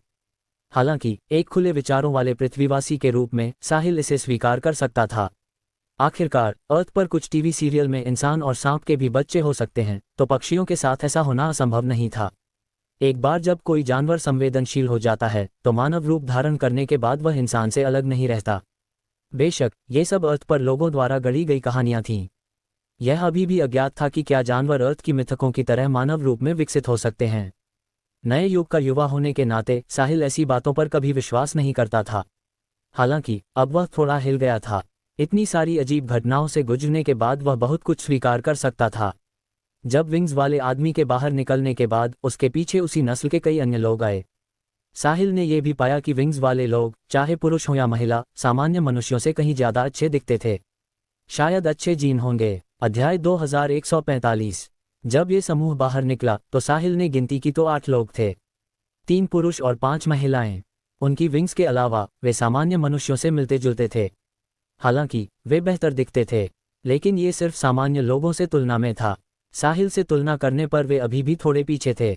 जब अन्य लोगों ने इन लोगों को देखा तो कुछ रुक कर देखते थे और कुछ ने बिल्कुल ध्यान नहीं दिया। शायद वे इसके आदी थे। चूंकि वे डिसेंडिंग पॉइंट से निकले थे, इसका मतलब था कि यह उनकी पहली बार नहीं थी। साहिल आगे बढ़ा और उनके पास से गुजरा। ऐसा करते हुए उसने ध्यान से देखा और पुष्टि की कि उनकी विंग्स सच में पीठ से सीधे उगी हुई थीं। दूसरे पक्ष के गायब होने के बाद साहिल ने एक राहगीर को रोका और इन लोगों के बारे में जानकारी मांगी। वे विंजन्स थे, लेह में प्लैनेट विंज नामक ग्रह पर रहने वाली मनुष्यों की एक छोटी शाखा। विंजन्स जन्म से ही 2 विंग्स के साथ पैदा होते थे। जैसे जैसे वे बड़े होते, उनकी विंग्स पर भी पंख उगते। एक बार जब उनके सारे पंख निकल आते तो वे उड़ सकते थे। वे भी एक बहुत प्रतिभाशाली नस्ल थे। विंजन्स के बारे में जानने के बाद साहिल ने उन पर ध्यान देना बंद कर दिया। उसे सिर्फ उत्सुकता थी, क्योंकि यह पहली बार था जब उसने ऐसा देखा था। फिर साहिल ने नाइटिंगेल सिटी घूमना जारी रखा। जब भी वह किसी ऐसी जगह पर जाता जहां चीजें बिक रही होती, वह अंदर जाकर देखता। घूमने के बाद साहिल ने भौहें चढ़ाईं। हालांकि नाइटिंगेल सिटी क्रो सिटी से ज्यादा समृद्ध था, लेकिन ऐसा लगता था कि यहां भी थोड़े समय में 20 अरब डॉलर्स खर्च करना इतना आसान नहीं होगा। बिकने वाली चीजें साहिल के लिए बहुत सस्ती थीं, रोजमर्रा की जरूरतों की तो बात ही क्या। यहां तक कि अगर वह शहर के सारे घर खरीद ले तो भी ज्यादा खर्च नहीं होगा। यहां तक कि हथियार, उपकरण और दुर्लभ खजाने भी बहुत महंगे नहीं थे। वे सिर्फ दसियों हजार से दसियों मिलियन तक थे। दसियों मिलियन की कीमत वाली चीजें बहुत कम थीं। मुख्य बात यह थी कि कुछ चीजों पर दसियों मिलियन की कीमत लगी थी, लेकिन वास्तव में वे उस कीमत के लायक नहीं थीं। भले ही साहिल उन्हें खरीद ले, सिस्टम सिर्फ असली मूल्य को ही गिनेगा। ये साहिल के लिए बहुत परेशान करने वाली बात थी। यहाँ की चीजें औसतन 2 मिलियन की होती तो 20 अरब डॉलर्स खर्च करने के लिए उसे दसियों हजार चीजें खरीदनी पड़ेंगी। दसियों हजार, ये कितना होगा? वे पहाड़ बन जाएंगे। साहिल बहुत उदास था। मुझे क्या करना चाहिए? मैं तो शहर के सारे दुर्लभ खजाने इकट्ठा नहीं कर सकता। साहिल ज्यादा हाई प्रोफाइल चीजें नहीं करना चाहता था। यह इसलिए नहीं था कि वह ध्यान आकर्षित करने से डरता था। उसकी वर्तमान ताकत के साथ ध्यान आकर्षित करने से कोई फर्क नहीं पड़ता था। अगर कोई उस पर हमला करने की हिम्मत करता तो उसे उसका अंजाम भुगतना पड़ता। हालांकि अपनी पर्सनैलिटी के कारण साहिल सच में स्पॉटलाइट में रहना पसंद नहीं करता था। नाइटिंगेल सिटी सिर्फ तीसरा स्तर का शहर था और यहाँ तैनात लोग लेह के दूरदराज के छोटे परिवारों से थे। उदाहरण के लिए, नैक फैमिली नाइटिंगेल सिटी में शीर्ष परिवारों में से एक थी। हालांकि असली दुनिया में जहां नैक फैमिली स्थित थी, प्लैनेट लूसियो लेल में बहुत दूर का ग्रह था। ये बिल्कुल प्रभावशाली नहीं था। असली बड़ी ताकतें पहले स्तर के शहरों या यहाँ तक कि मुख्य शहर में तैनात होती थीं। वहाँ असली बड़े पैसे थे। द स्पिरिट केज में भले ही तीसरा स्तर का शहर नाइटिंगेल सिटी दूसरे या पहले स्तर के शहर से ज़्यादा दूर न लगे, लेकिन उनके बीच बहुत बड़ा अंतर था। मूल रूप से दूसरे स्तर के शहर की कोई भी ताकत तीसरे स्तर के शहर को मिटा सकती थी। इससे पता चलता था कि ताकत में कितना बड़ा अंतर था। हालांकि साहिल को इसकी जानकारी नहीं थी। वह थोड़ा संदेह में था। क्या द स्पिरिट केज में कीमतें इतनी कम हैं? अगर ऐसा है तो बहुत सारा पैसा खर्च करना और भी मुश्किल होगा। हाय अध्याय 2146। साहिल ने लाचार होकर सिर हिलाया। कुछ देर सोचने के बाद उसने बीनी से स्थिति पूछने का फैसला किया। उसे उसकी पहचान पता थी, इसलिए उसे कुछ भी छिपाने की जरूरत नहीं थी। वह देखना चाहता था कि क्या वह उसकी मदद ले सकता है और पहले 20 अरब खर्च करके डेटी रैंक तक पहुंच सकता है। उसके बाद वह धीरे धीरे करेगा। वैसे भी फेदर फैमिली के हमले से पहले अभी 300 साल थे, इसलिए साहिल के पास तैयारी के लिए पर्याप्त समय था। रास्ते में पूछताछ करने के बाद साहिल थोड़ी देर में नैक फैमिली के रहने की जगह पर पहुंच गया। यह बहुत अच्छी इमारत थी। इसके ऊपर द नैक्ट रेजिडेंस लिखा था। दरवाजे पर 2 गार्ड थे। जैसे ही साहिल आगे बढ़ा, एक गार्ड ने उसे रोक लिया। गार्ड ने साहिल को ऊपर से नीचे तक देखा। शायद उसे भी लगा कि साहिल साधारण व्यक्ति नहीं है, इसलिए उसने उसे तुरंत भगा नहीं दिया, बल्कि उसने विनम्रता से पूछा, ये नैक्ट रेजिडेंस है? कृपया बताएं कि आपका यहाँ क्या काम है। मैं बीनी नैक को ढूंढ रहा हूँ। कृपया जाकर उन्हें बताएं, साहिल ने जवाब दिया। सर, अगर आप हमारी मालकिन से मिलना चाहते हैं तो कृपया अपनी पहचान और नाम भी बताएं ताकि हम उन्हें सूचित कर सकें, वरना हमें सजा मिलेगी क्योंकि बहुत से लोग हमारी मालकिन से मिलना चाहते हैं, गार्ड ने समझाया। तुम बस उन्हें कह दो कि साहिल उनसे मिलने आया है, वह समझ जाएंगी। ठीक है मास्टर साहिल, कृपया थोड़ा इंतजार करें, मैं अभी मालकिन को सूचित करता हूँ। गार्ड के इतना कहने के बाद वह मुड़ा और नैक्ट रेजिडेंस में चला गया। दूसरा गार्ड दरवाजे के बीच में खड़ा साहिल को देखता रहा, उसे अंदर नहीं आने दे रहा था। बीनी नैक्ट रेजिडेंस के अंदर अपनी बौडोयो में बैठी थी और मन ही मन नाराज थी। साहिल नाम के उस बड़े आदमी को जानने के बाद वह बहुत खुश थी। हालांकि नाइटिंगेल सिटी पहुंचते ही वह गायब हो गया। साहिल के साथ वाली गाड़ी में बैठे साहसियों से पूछने पर पता चला कि नाइटिंगेल सिटी में प्रवेश करते ही साहिल चला गया था, यानी उसने उसे बताने का भी इरादा नहीं किया था। अच्छा, बीनी ने उदास होकर आह भरी। उसे लगा था कि उसे बड़ा सहारा मिल गया है, लेकिन कौन जानता था कि साहिल इसे गंभीरता से नहीं ले रहा था। उस समय सिल्वर फ्लड ड्रैगन और बीस्ट क्रिस्टल भी उतना उत्साहजनक नहीं लग रहे थे। कोई बात नहीं, बीनी ने सोचा कि साहिल के पास छिपकर उसकी रक्षा करने वाला व्यक्ति इतना शक्तिशाली था कि वह नाइटिंगेल सिटी की सभी ताकतों को आसानी से मिटा सकता था। ऐसा शक्तिशाली व्यक्ति तीसरे स्तर के शहर नाइटिंगेल सिटी में बिना कारण नहीं आता। संयोग से एक से मिलना ही बहुत बड़ी किस्मत थी, और वह अभी भी उनके साथ संबंध बनाने का सपना देख रही थी। कितनी भोली थी वह, उसने पहले ही किसी को डिसेंडिंग पॉइंट से असली दुनिया में वापस भेज दिया था ताकि नैक्ट फैमिली के मुखिया को सिल्वर फ्लड ड्रैगन और बीस्ट क्रिस्टल के बारे में सूचित किया जा सके। नैक्ट फैमिली के मुखिया के आने के बाद वे चर्चा करेंगे कि बीस्ट क्रिस्टल को नैक्ट फैमिली के लिए रखना है या दूसरे स्तर के शहर में जाकर किसी बड़े खरीदार को बेचकर बहुत सारा पैसा कमाना है। चाहे जो भी फैसला हो, नैक्ट फैमिली को बहुत फायदा होगा। बीस्ट क्रिस्टल का मामला निपटने के बाद वे शे फैमिली के उन कमीनों से बदला लेंगे। खटखट खटखट, किसी ने दरवाजा खटखटाया। कौन है? बीनी ने पूछा। मालकिन, मैं हूँ। बाहर से एक महिला की आवाज आई।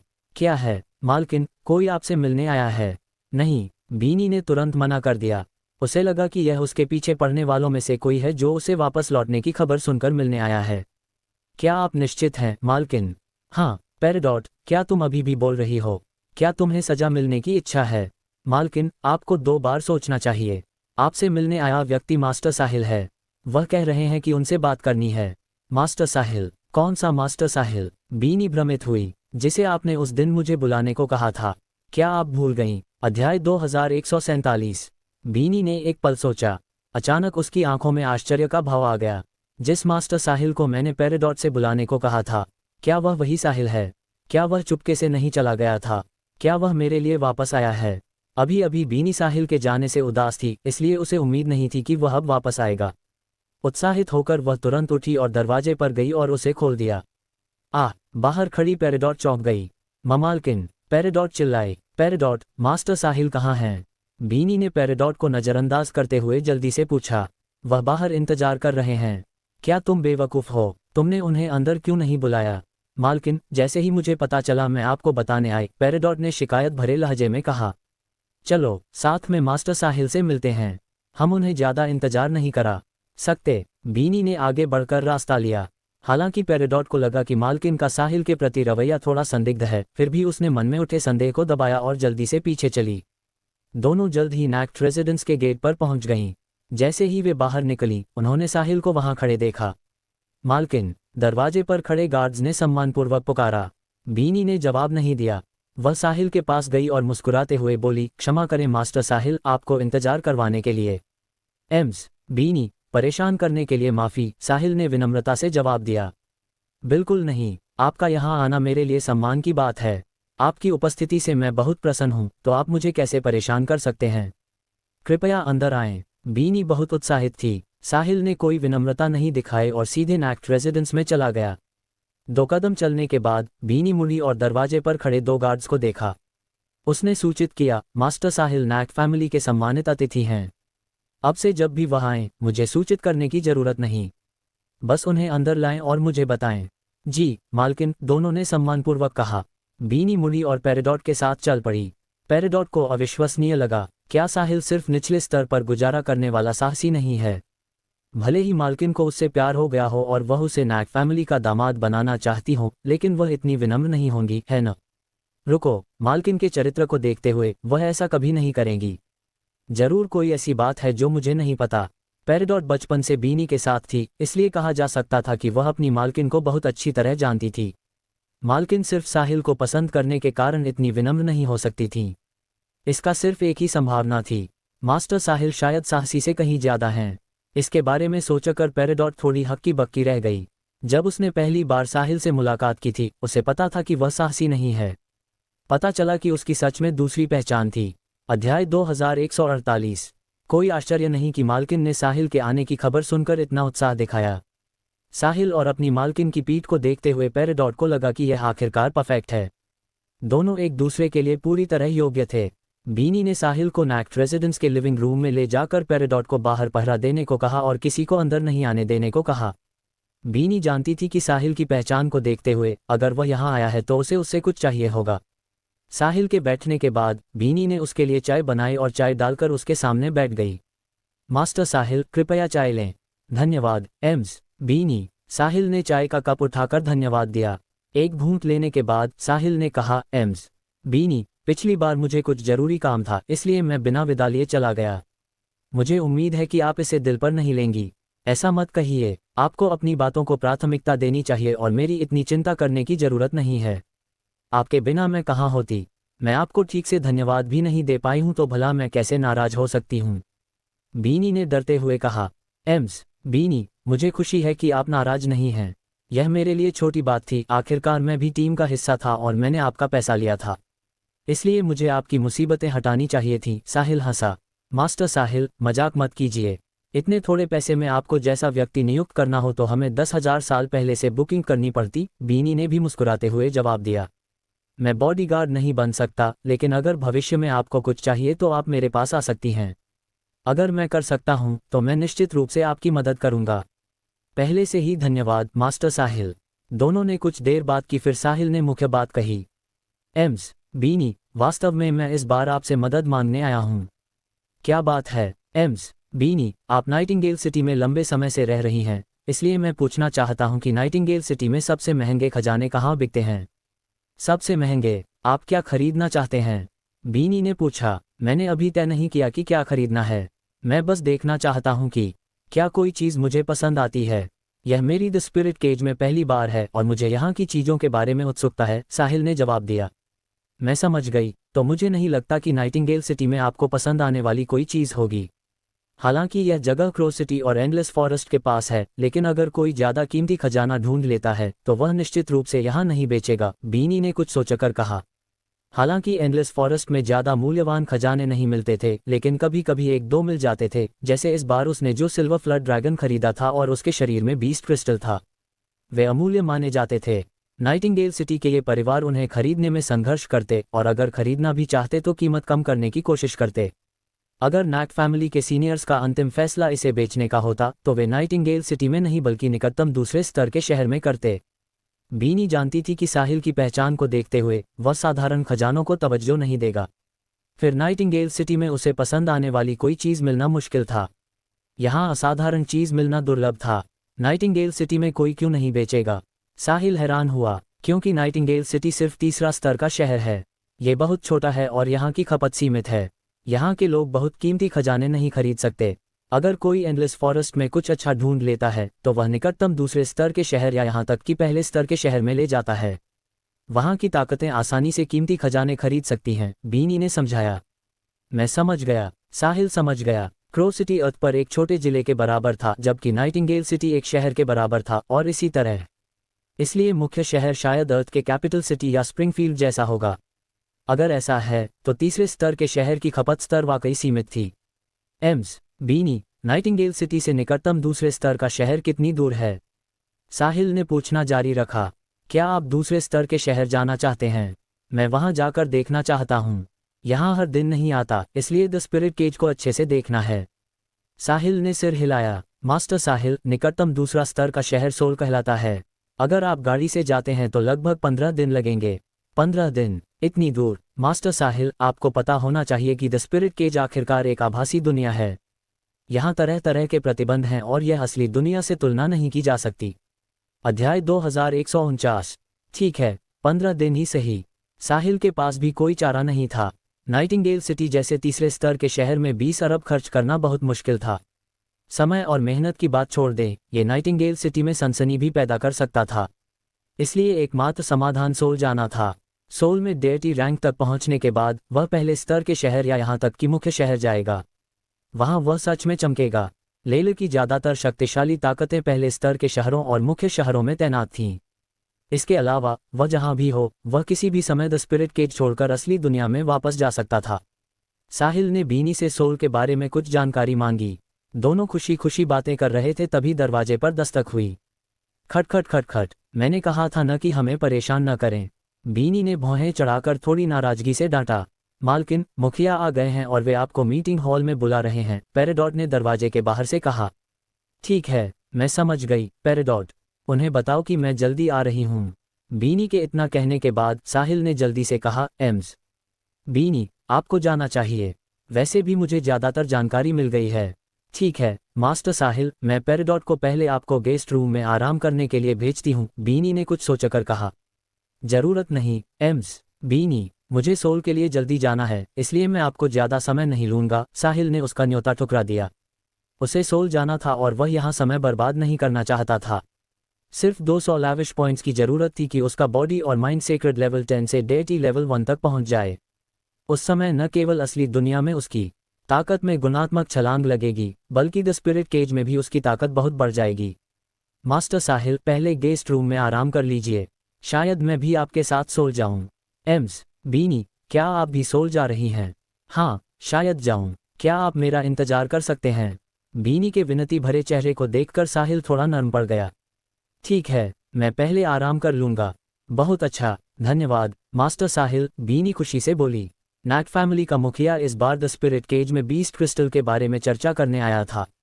क्या इसे परिवार के लिए रखना है या किसी बड़ी ताकत को बेचकर बहुत सारा पैसा कमाना है? अगर बेचना है तो बीनी सिल्वर फ्लड ड्रैगन के शव और क्रिस्टल के साथ सोल जाएगी। साहिल के साथ यात्रा करना निस्संदेह सबसे सुरक्षित और भरोसेमंद तरीका होगा। ऐसा शक्तिशाली और मुफ्त बॉडीगार्ड मिले तो मूर्ख ही इसका फायदा न उठाए। दोनों साथ में लिविंग रूम में आए। साहिल पेरिडॉट के साथ गेस्ट रूम में आराम करने चला गया। दूसरी ओर बीनी मुखिया से बीस्ट क्रिस्टल के बारे में चर्चा करने मीटिंग हॉल गई। रास्ते में पेरिडॉट चुपके चुपके साहिल को देख रही थी। जितना ज़्यादा देखती उतना ही उसे पसंद आता। वह अच्छा दिखता है और पृष्ठभूमि भी मजबूत है। कितना परफेक्ट आदमी। वह मालकिन के लिए एकदम परफेक्ट मैच है। फिर वे एक छोटे आंगन में पहुंचे।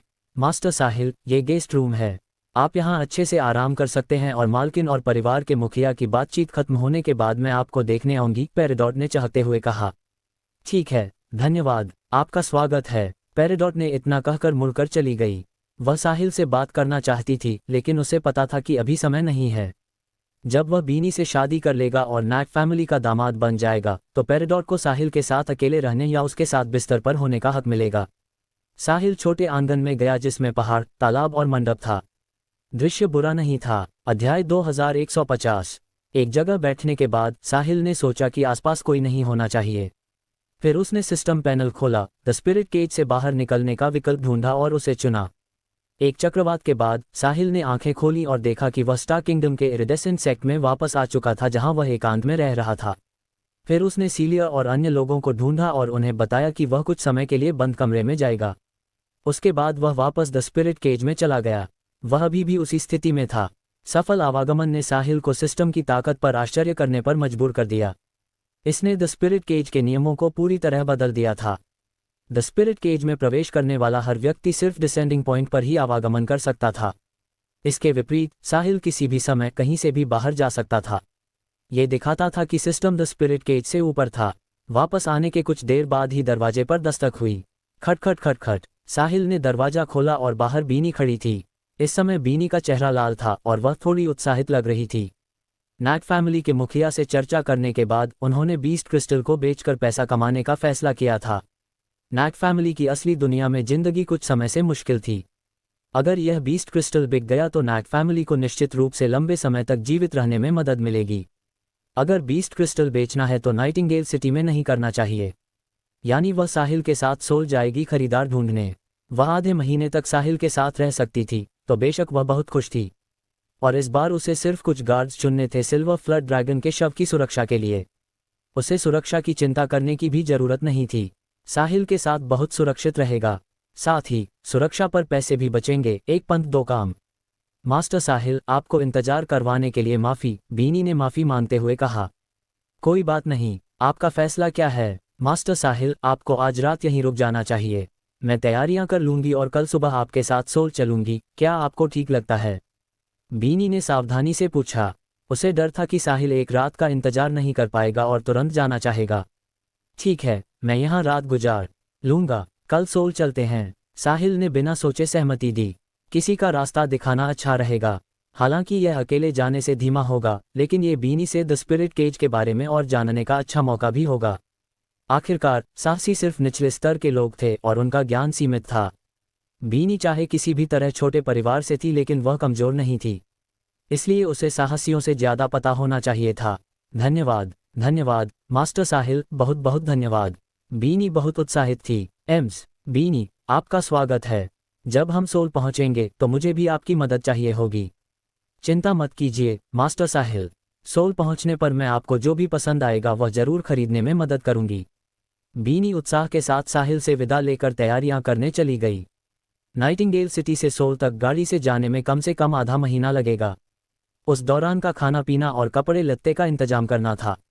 इसके अलावा बीनी को कुछ गार्ड्स चुनने थे सामान की सुरक्षा के लिए। इस बीच साहिल आंगन में आराम करने चला गया। वह आज रात यहाँ नहीं रुकने वाला था। सीलिया के साथ असली दुनिया में रात गुजारना बेहतर नहीं होगा। वह कल सुबह तक वापस आ सकता था। दोस्तों, अगर आपको यह वीडियो पसंद आई है तो वीडियो को लाइक करें और नेक्स्ट पार्ट के लिए कमेंट कर देना और नोवेल एडिट चैनल को सब्सक्राइब कर लेना। Thank you.